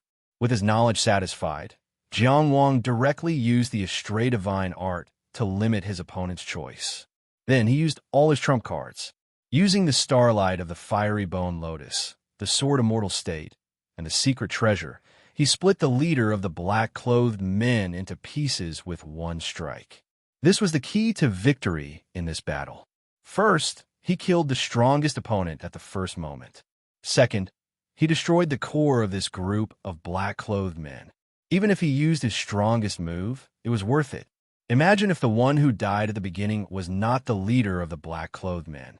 When he used the Astray Divine Art again, would that short black-clothed man still ignore his orders and choose to take revenge? These people had great teamwork and must have interacted with each other day and night. Therefore, they must have built a deep relationship. Therefore, revenge was naturally a choice. The leader of the black-clothed men and the female black-clothed man who temporarily took over command would definitely have different authority in their orders. The former might be able to eliminate other choices, but the latter was very difficult to achieve. Why did Jiang Wang have to kill the leader of the black-clothed men first? This was the reason. Therefore, the Astray Divine Art was successful again, and another person was killed. Everything in this battle was because of the Astray Divine Art. In this battle that had suddenly erupted, the Astray Divine Art shone brightly. It made every enemy Jiang Wang faced make a terrible battle choice. This created opportunities for him to fight alone, allowing him to exchange injuries for lives and kill these black-clothed men one by one. These black-clothed men had deliberately targeted Jiang Wang. They must have made a plan and left a certain amount of buffer space. If Jiang Wang had probed and displayed his strength bit by bit, he would not have been able to escape this net, because his slow display of strength meant that his opponents could also display their full strength. On the contrary, he had displayed his peak killing power from the beginning, risking his life to seize the opportunity for victory. The net was broken, but the fish did not die. It was returning to the river and sea. The beginning and end of this battle had only been an instant. It was very short. However, the difficulty of this battle was definitely not inferior to the experience of being chased by that terrifying woman a few days ago. At this moment, the numerous wounds and hideous bloody wounds on his body were proof of this. His performance in this battle could be said to be perfect. He had done his best in every step, but he still had to suffer these injuries and almost die on the spot. One could imagine that if he had taken a wrong step, the result could have been very different. But was this enough? Just like that female black-clothed man said, "You can't escape." How could Jiang Wang not know that this sentence was almost the truth? The other party was able to accurately grasp his whereabouts and strength. They sent a team of cultivators who, in theory, could absolutely suppress him and launched an ambush at the most appropriate place. This in itself was already a kind of crushing situation. It was like a huge rock crushing an egg. The egg had no chance of surviving. Emotionally, after winning this difficult battle, he could vent a little bit. However, his reason told him that it was impossible that the other party did not have a backup plan. Jiang Wang controlled his muscles to stop the bleeding first. Then, he took a step forward and used his long sword to lift the mask of the slightly shorter black-clothed man. He wanted to identify these people. Only this one could be considered to have an intact corpse. He absolutely could not sit and wait for death.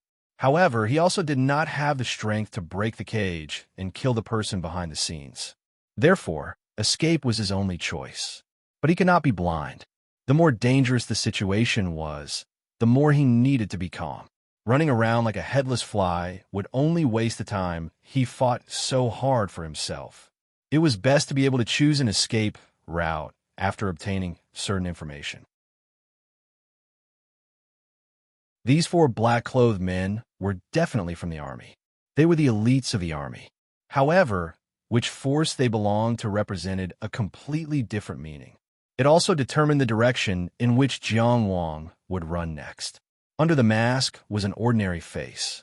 His forehead was narrow, his face was thin, and there was a cross-shaped scar on the right side of his face. Jiang Wang moved down and cut open his clothes. At this moment, he suddenly felt a sense of foreboding. He pulled back his sword and turned around. He happened to see a small colored glass bead jump out from the headless corpse of the dead black-clothed woman and explode in midair. Snow-white smoke rose, forming a smoke ring. In the middle of the ring, where there should have been air, a figure suddenly appeared. It was a handsome cultivator wearing an yin-yang Taoist robe. His divine eyes were like lightning. They immediately fell on Jiang Wang. "You're Jiang Wang?" he asked. His voice was warm, but for some reason, it gave people a strong sense of oppression. Jiang Wang was expressionless. He only asked, "Who are you?" The man said indifferently, "This humble Taoist is Zhao Xinyang."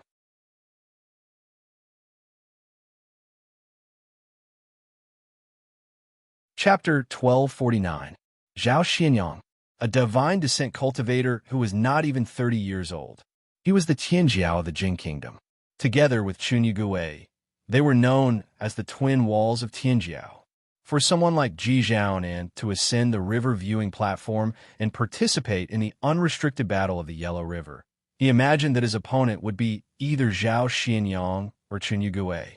Of course, after Li Yi appeared out of nowhere and Mount Daluo was conferred, the entire unrestricted battle of Tianjiao paled in comparison. The two so-called twin walls of Tianjiao, who did not even ascend the stage, appear to be even more lackluster. However, Zhao Xuanyang's strength was undeniable. He was a terrifying existence that Jiang Wang could not challenge at this point, and his appearance meant that, this time, the people who wanted to kill him and capture him were the soldiers of the Jing Kingdom. Which of the 8 armies of the Jing Kingdom? Do or Shinso? Why? Countless thoughts flashed through Jiang Wang's mind, but he only said coldly, "I don't think there is a need for us to meet." Zhao Xinyang nodded and said, "Indeed, if you did not kill my soldiers, I would not have met you." He looked around and said, "Although they were useless, I am still unhappy that they died in your hands." The bandit of the 8 armies of the Jing Kingdom. These 4 men in black were actually from this army. Of the 8 armies of the Jing Kingdom, the slaughtering army and the bandit army were under the control of Mount Yujing. This made Jiang Wang think of Zhuang Gaoxian and Du Ruhui immediately. The Zhuanghua Academy's orthodoxy was also from Mount Yujing. The Jing Kingdom may have the desire to suppress the talents of other powerful countries, but they may not pay too much to get rid of him. After all, the youngest Ayujian in history was enough to make the Jing Kingdom look down on any Tianjiao. Zhuang Gaoxian and Du Ruhui were different. They had enough reasons to push this matter. Jiang Wang had to admit that he was too careless. He knew that after the Battle of the Yellow River, Zhuang Gaoxian and Du Ruhui would be wary of him, especially when he forced Lin Zhongran to retreat and stopped the Zhuang from gaining anything at the river viewing platform, causing the Zhuang Gaoxian to become the laughingstock of the world. He knew that Zhuang Gaoxian and Du Ruhui were not people he could easily deal with. On the day Maplewood City was destroyed, he should have known how terrifying this pair of ruler and vassal were. He had clearly prepared for a long-term struggle and was prepared to deal with it cautiously. He should have been more careful in protecting himself. However, since he was relying on Qi, he didn't think that Zhuang Gaoxian and Du Ruhui would be able to get past Qi and do anything to him. After all, Qi was one of the most powerful forces in the world. It was an existence that dominated the East region and could flatten Zhuang country with a flip of its hand. On the river viewing platform, Zhuangguo was indeed covered in dust. After the meeting at the Yellow River, the Zhuang country's emperor and officials were silent. As for Jiang Wang, he was immersed in the glory of Tianjiao, the world's #1 inner mansion and the Qi department. He had almost forgotten about this threat. High positions, generous rewards, and special honors.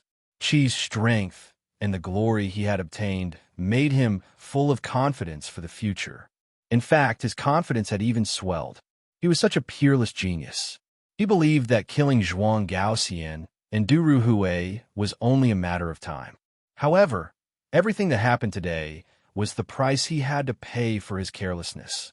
Jiang Wang, why didn't you care about Zhuang Gaoxian and Du Ruhui's threats? What made you think that you could kill them sooner or later? Could it be that they were clay puppets that could only stand there and watch, waiting for you to grow? You should know that when you chose to step onto the river viewing platform, you have officially declared war with them.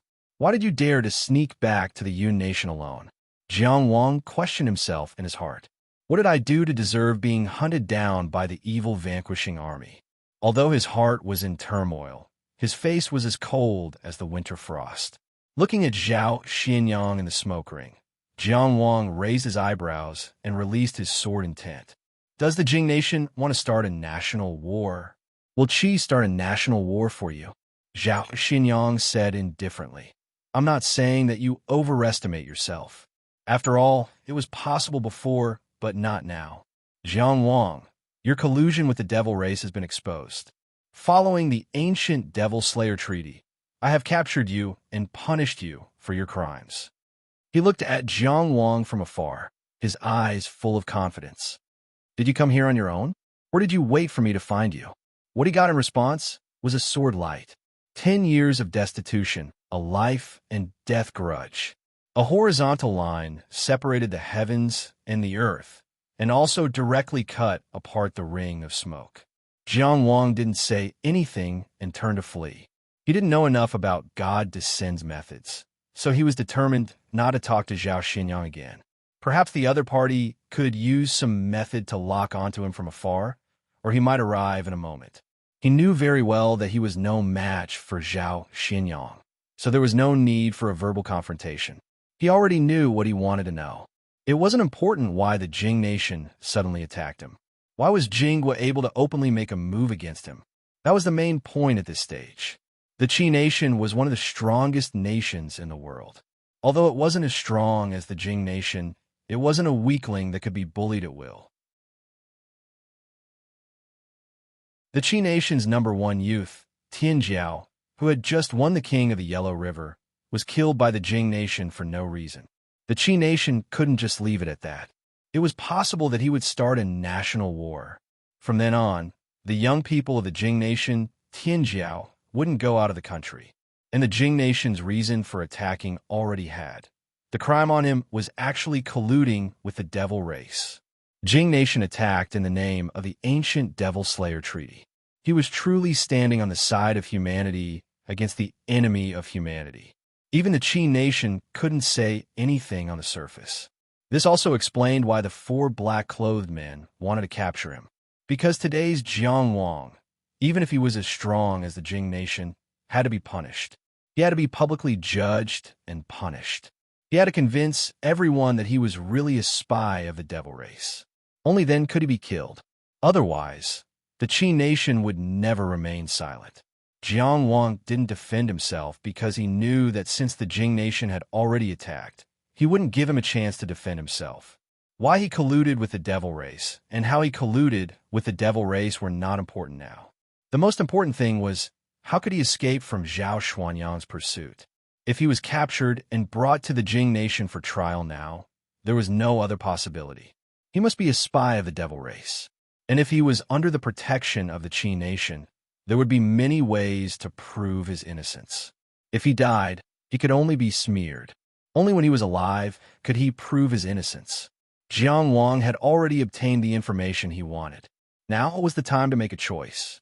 Since he guessed that this matter was related to the Zhuang nation's emperor and minister, he couldn't go west. He wouldn't return to the Yun nation. He would never go to the Lingxiao Pavilion when he was in danger. Then, what about Shimi Mountain? The Song Nation? The Longmen Academy? None of them were feasible. Since Zhao Xinyang came in person, his so-called crime of colluding with the devil race must have been publicized. If he ran to these big powers, it was hard to guarantee that he wouldn't be tied up by them to be on good terms with the Jing nation. Then, should he bypass these powers and continue to the Chu nation? It was hard to say that Zhao Xinyang didn't think of this. After all, in this area, only the Qin and Chu nations could withstand the Jing nation's pressure. The world was so big. Where could there be a chance of survival? Jiang Wang's mind turned quickly. He immediately made a decision and flew east, to the Jing nation.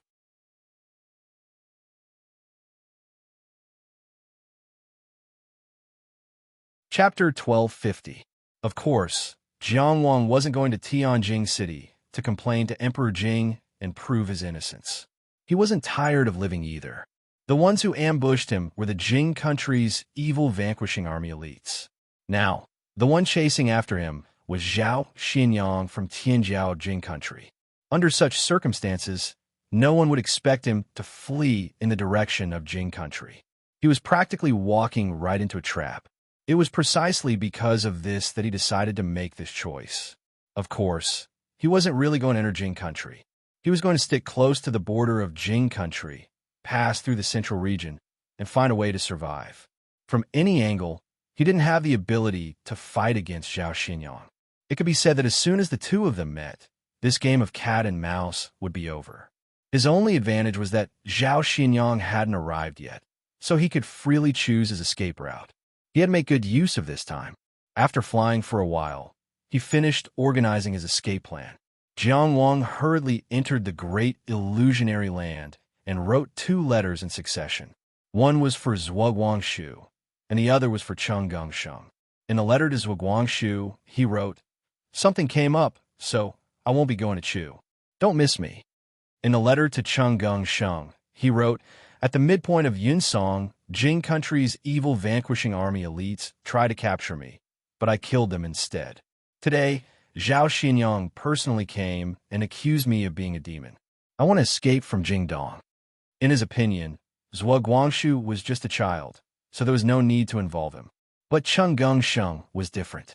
He believed in Cheng Gongsheng's wisdom as much as he believed in his own sword. He used the simplest words to explain the situation. Now, it was up to Cheng Gongsheng to cooperate with him. Of course, there was a limit to human strength. Even if Cheng Gongsheng had heaven-defying wisdom, he might not be able to come up with a good plan against a giant like Jing country. He was just trying his best. There was no need to be polite with Cheng Gongsheng. After hurriedly sending the flying crane, without waiting for a reply, Jiang Wang hurriedly left the great illusionary land and continued flying. Every breath of time he had left to escape was precious. He tried his best to erase the traces, but at the same time he also created some misleading traces. Although it was heading east, it was not a straight line. Zhao Xinyang said that he was going to capture him in the name of the ancient Demon Slayers Covenant.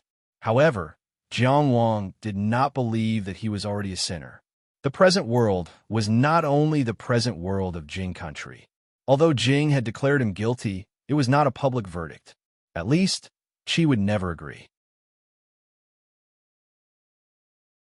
Otherwise, why would the 4 outer sect cultivators from the evil cleansing army need to hide their identities? From the very beginning, Jing's intention was very obvious. They wanted to take advantage of the opportunity when he was away from Qi to secretly capture him. After that, they would hold a public trial and announce his crimes in a thunderous manner. They would completely determine the nature of the entire incident and give Qi no time to react. As for why Jing State didn't send cultivators of the spirit descending realm or above to capture him, the reason was very simple. First of all, the strength of the 4 outer sect cultivators of the magical power sect was theoretically enough to suppress Jiang Wang. There was no need to mobilize higher-level forces. No matter how famous Jiang Wang was, he was still only an inner sect cultivator. Jing State was strong, but there were also many places that needed to be taken care of. It was impossible to mobilize higher-level forces for everything. They had to consider the rational allocation of resources. Secondly, cultivators of the spirit, descending realm, and above were all high-level forces. Almost every one of them was the focus of attention of other countries. If they led the chase, it would be very easy for them to be detected in advance. The 6 hegemonic countries had planted spies in each other for many years.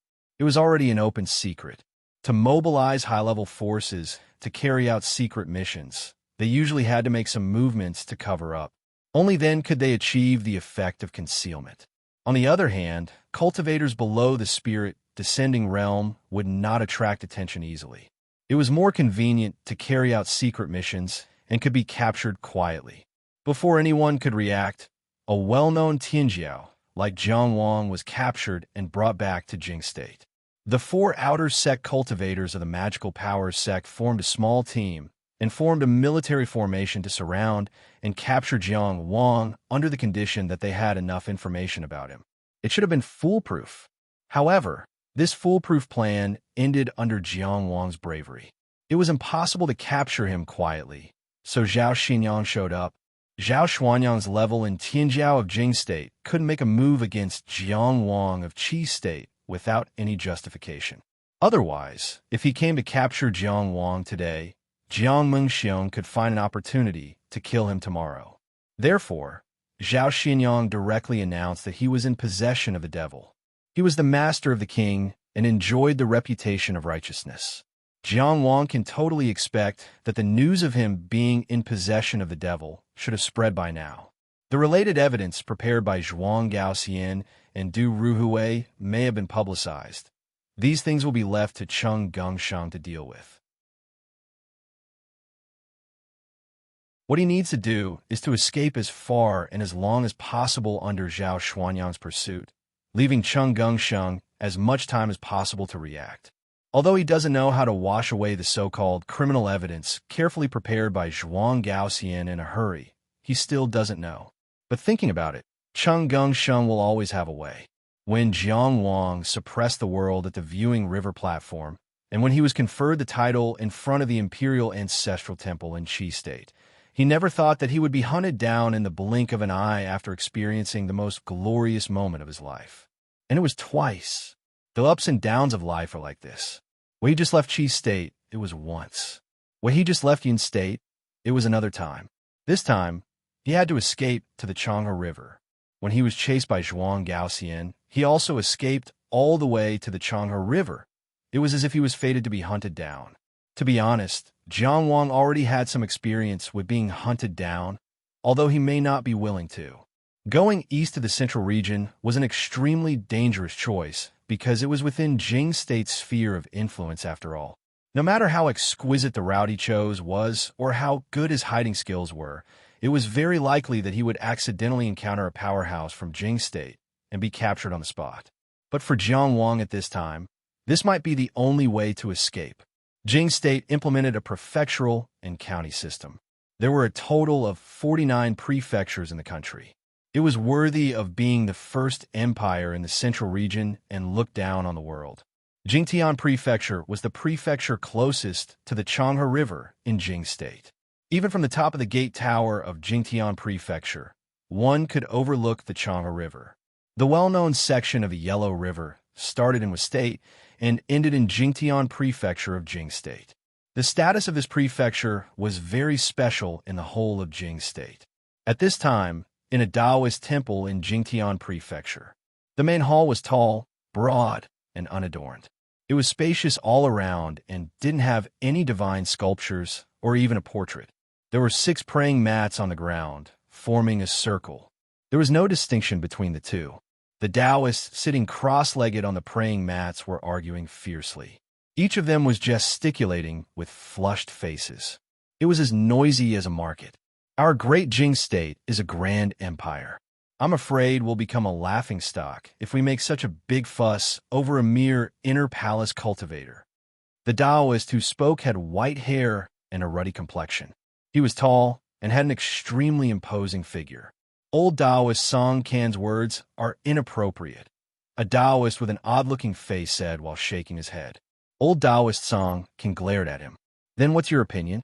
I don't have any opinion. The odd-looking Taoist shrugged. Anything is fine.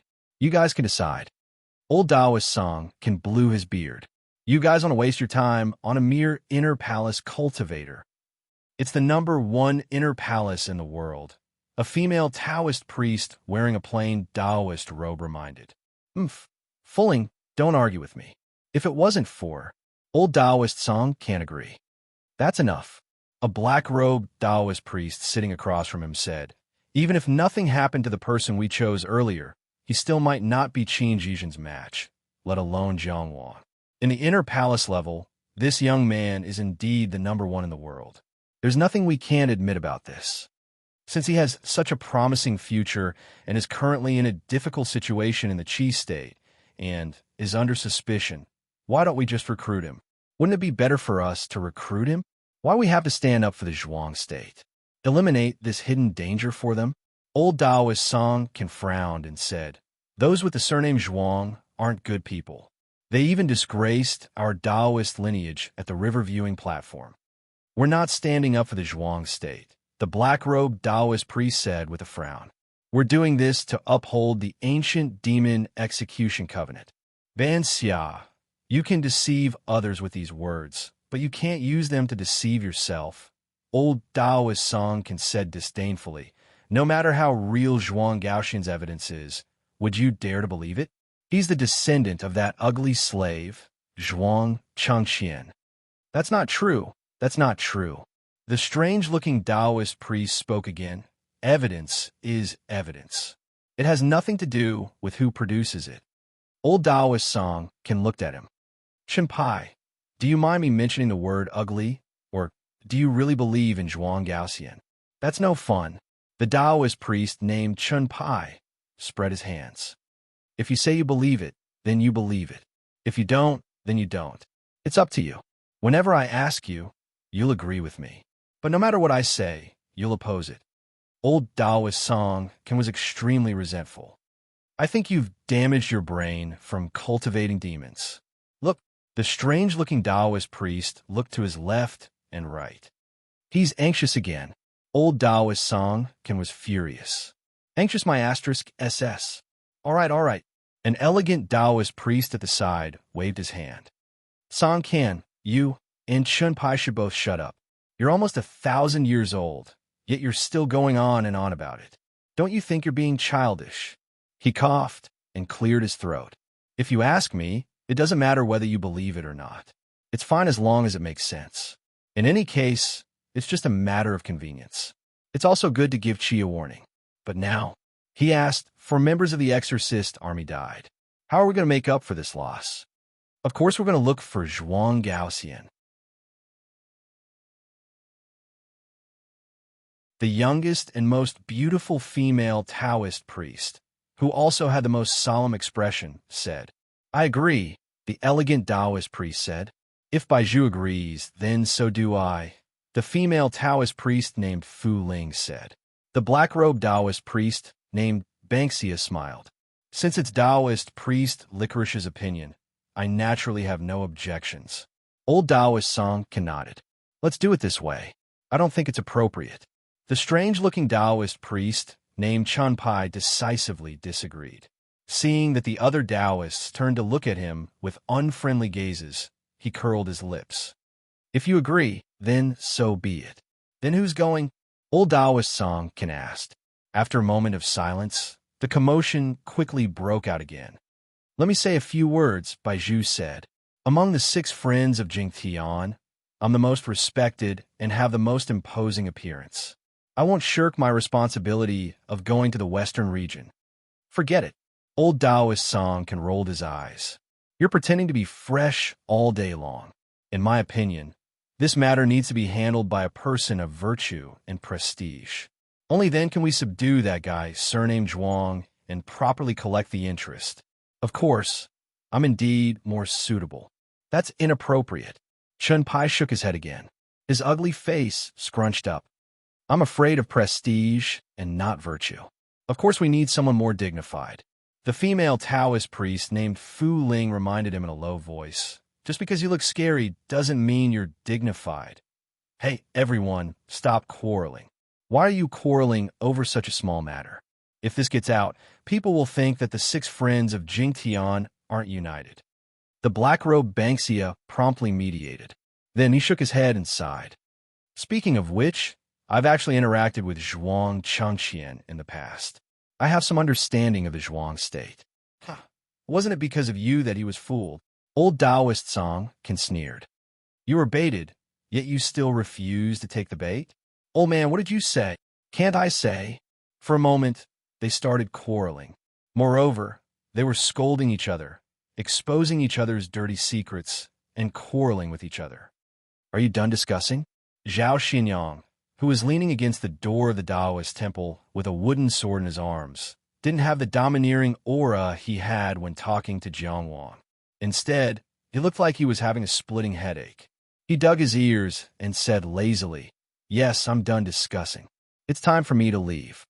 In the Taoist temple, the Taoist priests looked at each other. After a while, they started talking at once. You haven't left yet? What if he runs away? Don't worry. He can't run away in front of Xinyang. Did I talk to you? The dog is talking to me. I'm talking to the dog. Zhao Xinyang silently rolled his eyes. He was the Tianjiao that these 6 Taoist priests had jointly raised. He could be considered the only successor of the so-called 6 friends of Jingtian. However, since he was young, what he heard the most wasn't Taoist scriptures or marvelous Taoist techniques. Instead, it was these people's verbal arguments. What a sin! Zhao Xinyang lamented inwardly. With a slight tap of his foot, he disappeared from the Taoist temple. He no longer paid attention to the quarreling people behind him. Although he didn't care much about this matter, he had already made the announcement. If he really let Jiang Wang escape, he would lose face. His only disciple, Zhao Xinyang, had already left. However, the quarrel in the Taoist temple had yet to subside. Look at you, you ugly thing. How annoying are you to my good disciple? Wake up, you're fine without me. I told you to go into seclusion, but you can't sit still like a monkey. Let me be fair. Both of you are obviously responsible for this matter. One is ugly, the other is noisy. It's not right at all. The quarrel was intense, but it never spread out of the temple. When a leaf was blown by the breeze, it fell into the hall. There were still 6 praying mats, but they were made of stone. There were still 6 figures, but they were made of clay. The fallen leaves drifted, and the temple was silent. It was as if it had never been noisy before.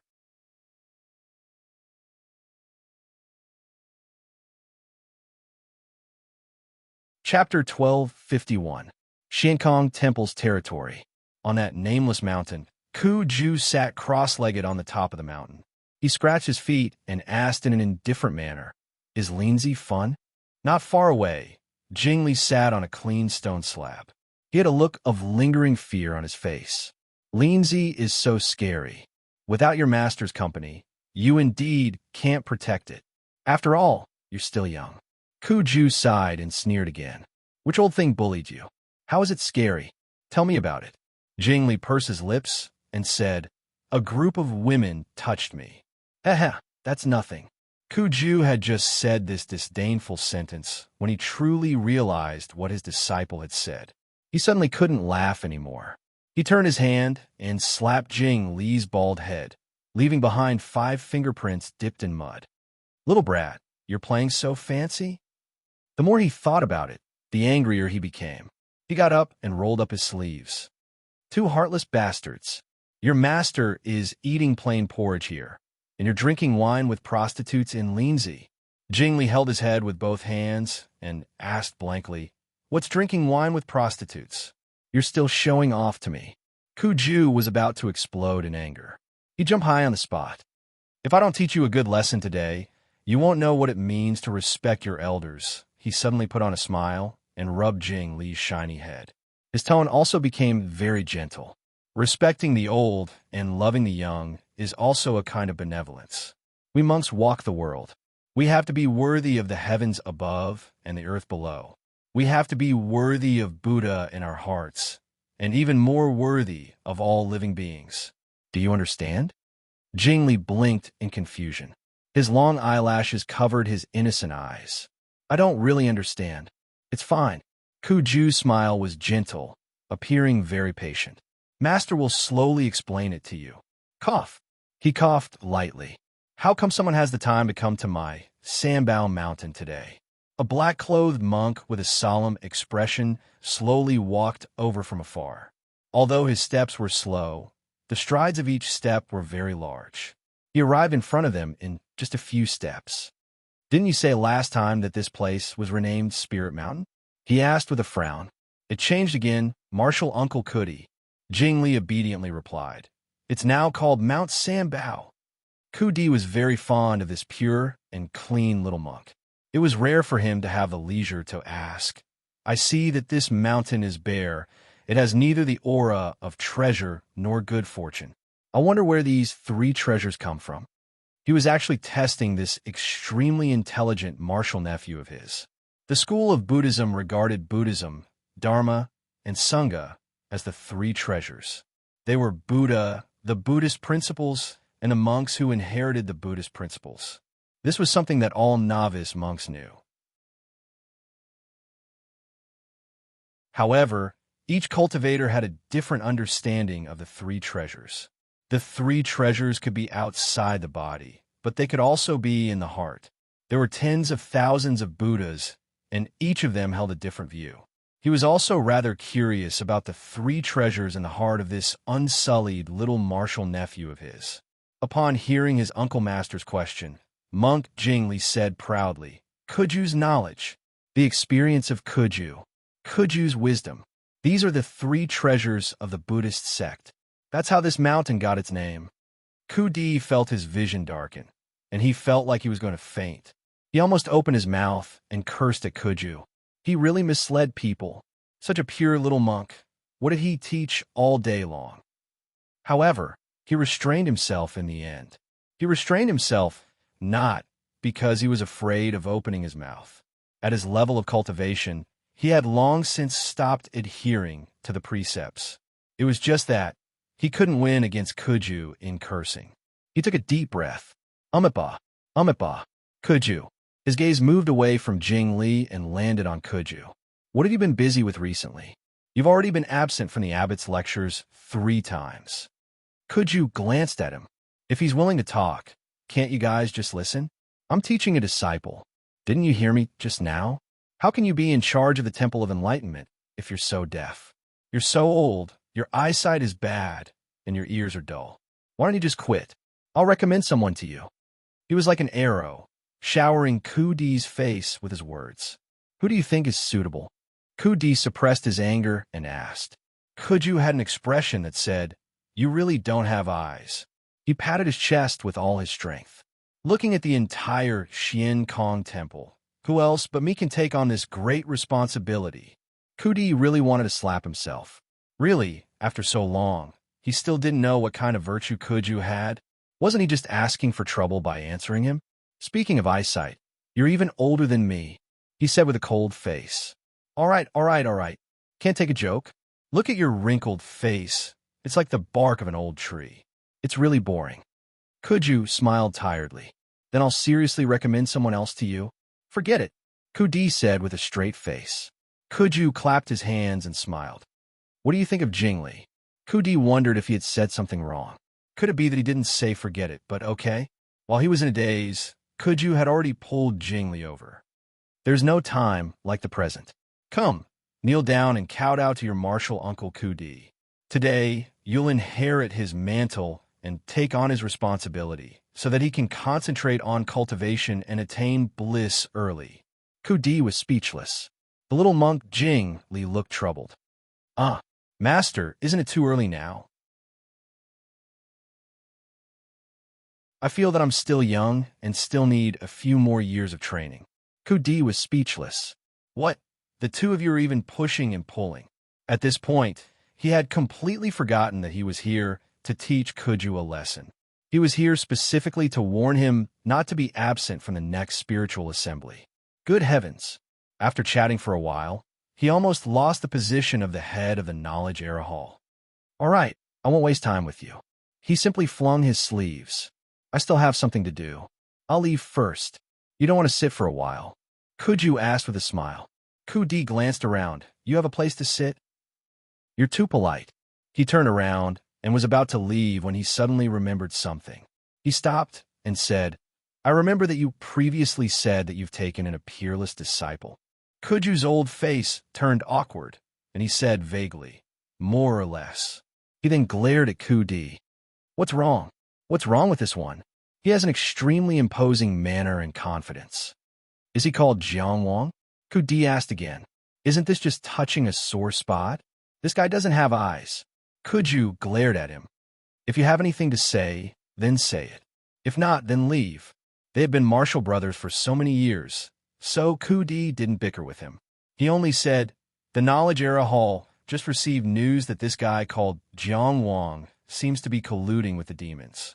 Zhao Xianyang of the Tianjiao of Jing Kingdom has already set out to personally pursue him. I don't want to scold you, but don't drag everyone into this. The intelligence of the Observation Era Hall was quite good. Jing Kingdom had just announced it, and Shinkong Temple already knew about it. However, his reminder and lesson were destined to be fruitless. Halfway through his words, Kuju had already bumped into him. What? He shouted. You old bald donkey, you're up to no good. Why didn't you say earlier that my good disciple was in trouble?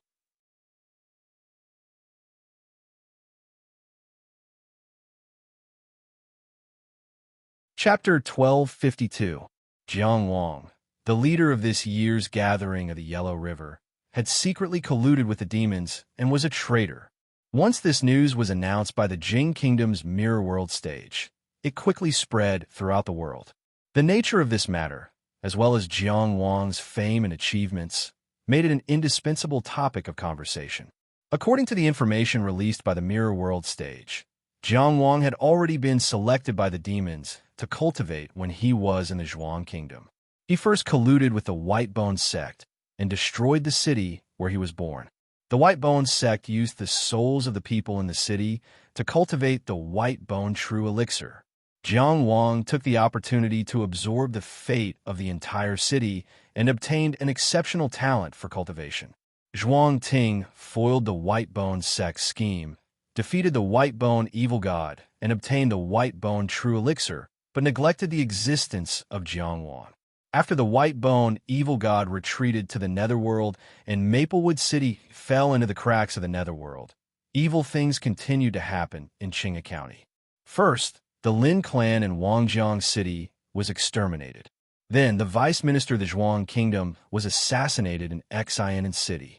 Then, the Water Lord of Qingjiang, Song Hengjiang, died mysteriously. Zhuang Ting pursued the murderer, but to no avail. He also asked Mount Yujing for help, but due to the limited information, it was futile. During the gathering of the Yellow River, the only survivor of the Lin clan in Wangjiang City, Lin Zhengren, accidentally found out that the murderer was Jiang Wang in Tianjiao, Qi.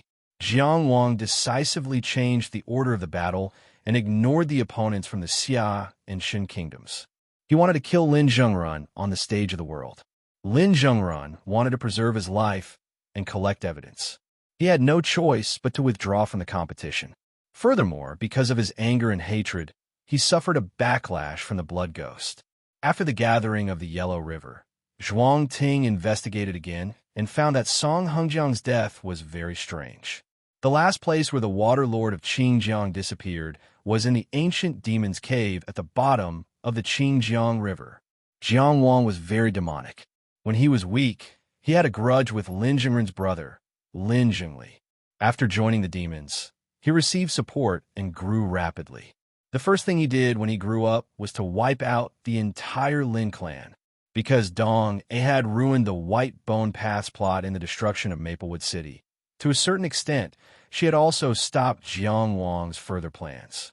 Therefore, when Jiang Wang's strength reached a certain level, he chose to attack Xian City at night and kill his own teacher, Song Hengjiang, as the Water Lord of Qingjiang and an elder of Zhuang country, personally chased after this person. Who would have thought that this was also a conspiracy? Jiang Wang hid in the ancient Devil's Cave at the bottom of the Qing River. He used a secret technique to open the passage to the 10,000 Worlds desolate tomb and summoned the devil race's experts to temporarily descend and kill Song Hengjiang in the Devil's Cave. It turned out that Jiang Wang had already set up a trap in this ancient Devil's Cave. When he was hiding in Maplewood City, he had been secretly raising demons at the bottom of the Qing River.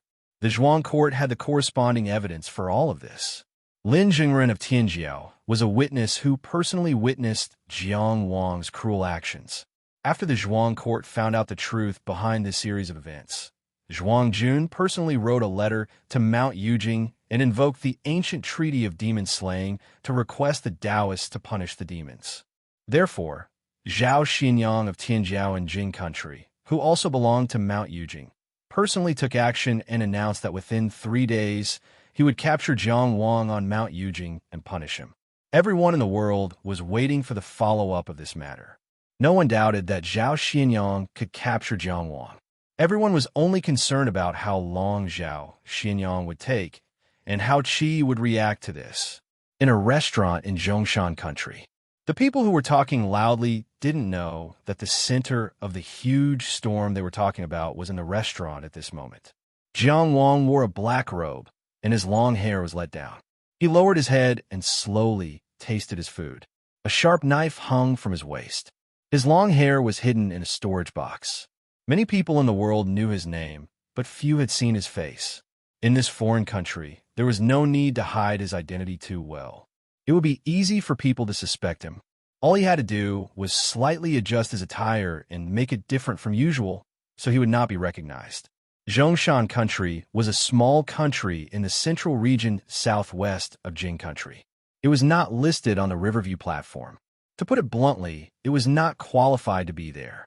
There were many small countries like Zhongshan country in the central region, but they did not have much of a presence in the world. In the modern world, Qin country occupied the northwest corner of the western region, but there were still many people in the western region. Yong country was a centipede with the support of Maha's sect. Zhuang country was a rising star with the support of Taoism.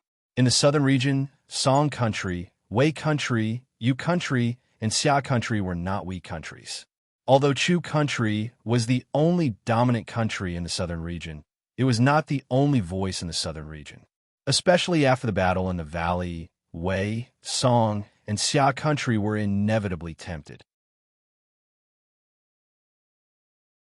In the eastern region, Sanqing Palace, Xiankong Temple, and East King Valley were all powerful forces.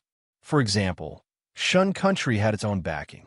Chu country and Zheng country also had external support. There was also the sea fishing tower overseas. Although Qi was powerful, the eastern region could not compare. The two dominant countries in the northern region coexisted. Needless to say, Jing country could not suppress the other. In the entire central region, Jing country was the only dominant country. Other than Jing country, all the other countries supported a large number of beasts and contributed an endless supply of meridian unlocking pills. As long as Jing country was willing, they could unify the central region at any time. However, Jing country did not choose to do so.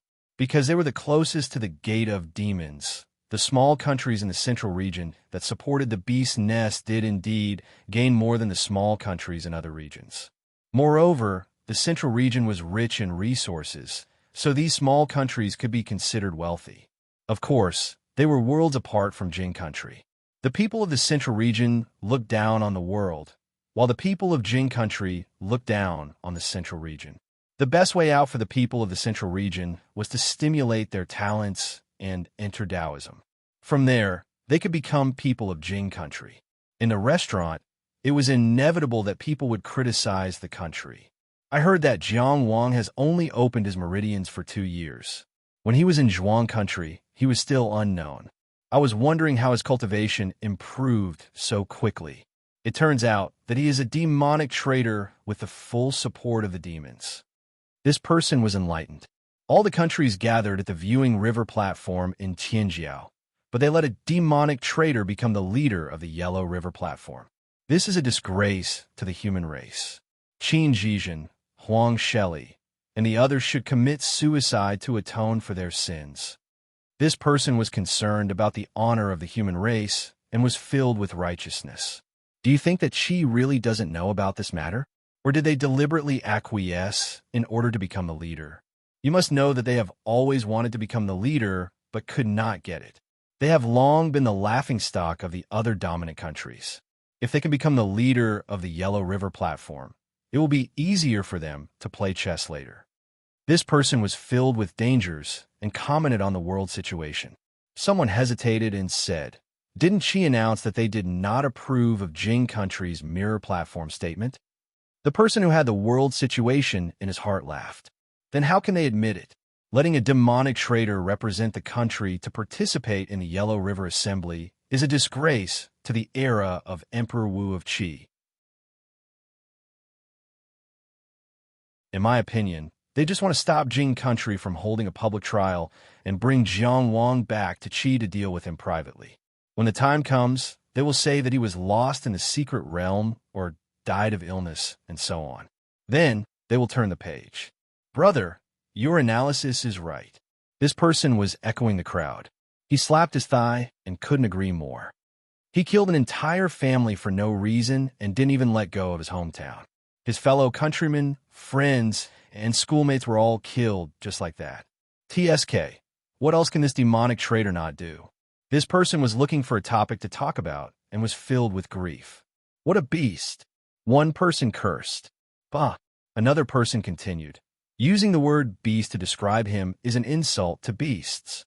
Jiang Wang's current identity was that of a cultivator who traveled the world. He was temporarily resting in Zhongshan country. He sat silently at the table and tasted the dishes one by one, quietly listening to people talking about him.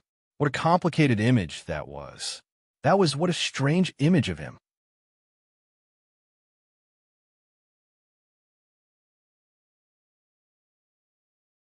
Chapter 1253.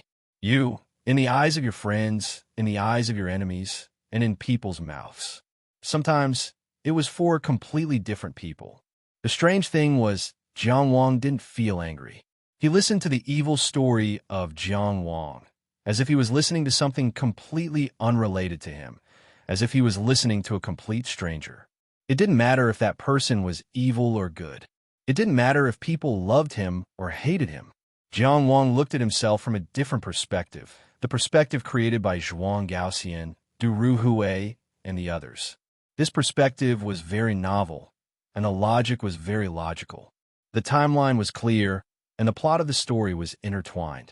The villains in the storyteller's mouths were so vivid that people were filled with righteous indignation. They wanted to spit on their faces, skin them, and kill them. And Jiang Wang inexplicably thought, there really could be such a person. He was unscrupulous and did all kinds of evil. Everything he did was for the purpose of becoming stronger. He deceived gods and ghosts and treated everyone as pawns. He killed people and robbed them of their treasures. He killed the whole family because of a disagreement and stepped on the bodies of his companions to advance. He betrayed his friends, killed his master, and committed treason. He had no fear in life and no regrets in death. Such a person didn't have any weaknesses. Such a person would be very powerful and would become powerful faster. Jiang Wang had eaten enough. He poured himself a cup of wine and drank it slowly. A small country was a small country after all. This restaurant was only average.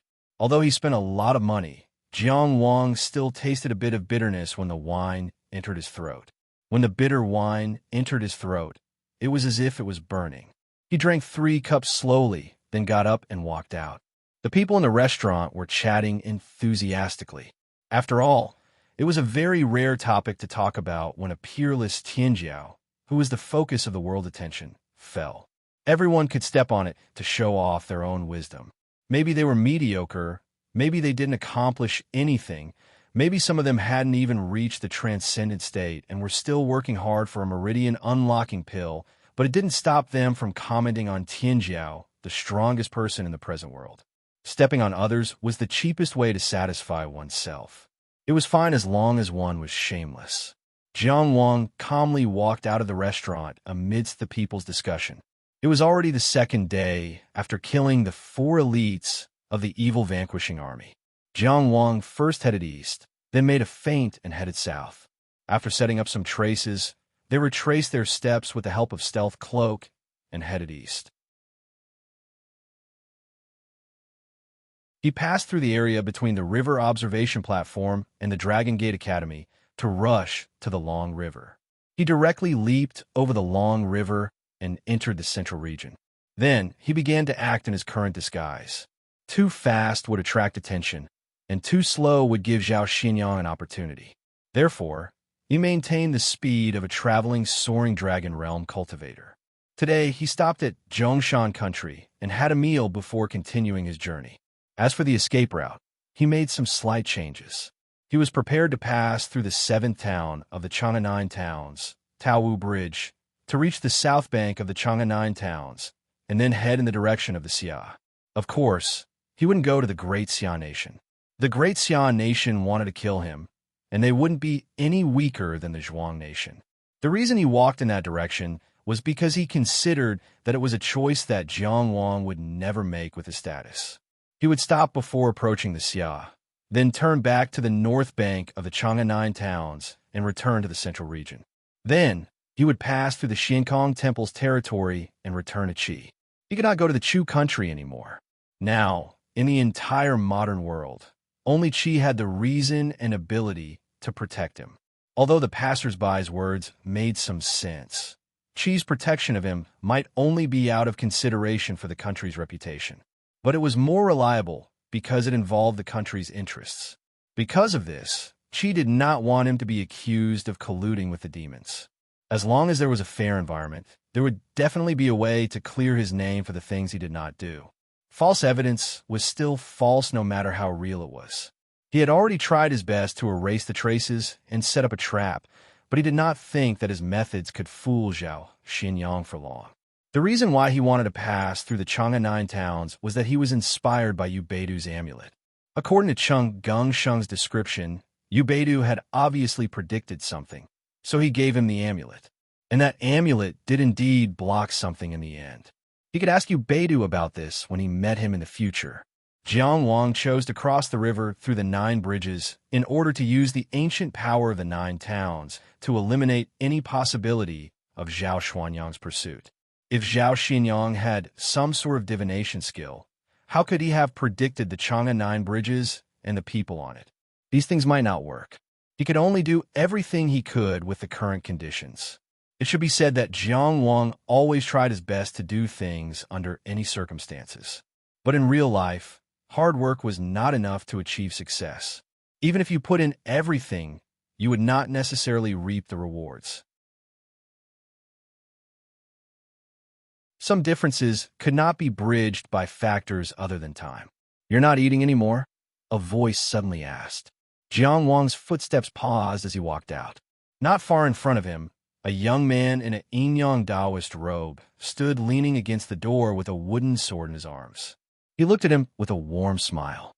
It was Zhao Xinyang, whom he had already met once.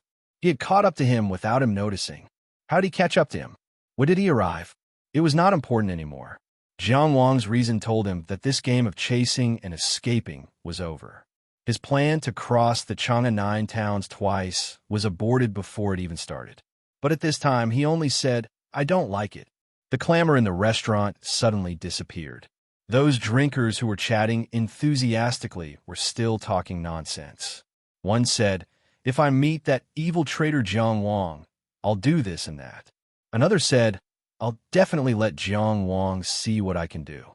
However, when the person who was about to leave and the person by the door looked at each other, they were just outsiders, but they felt a kind of pressure that even the air was frozen. So they couldn't speak.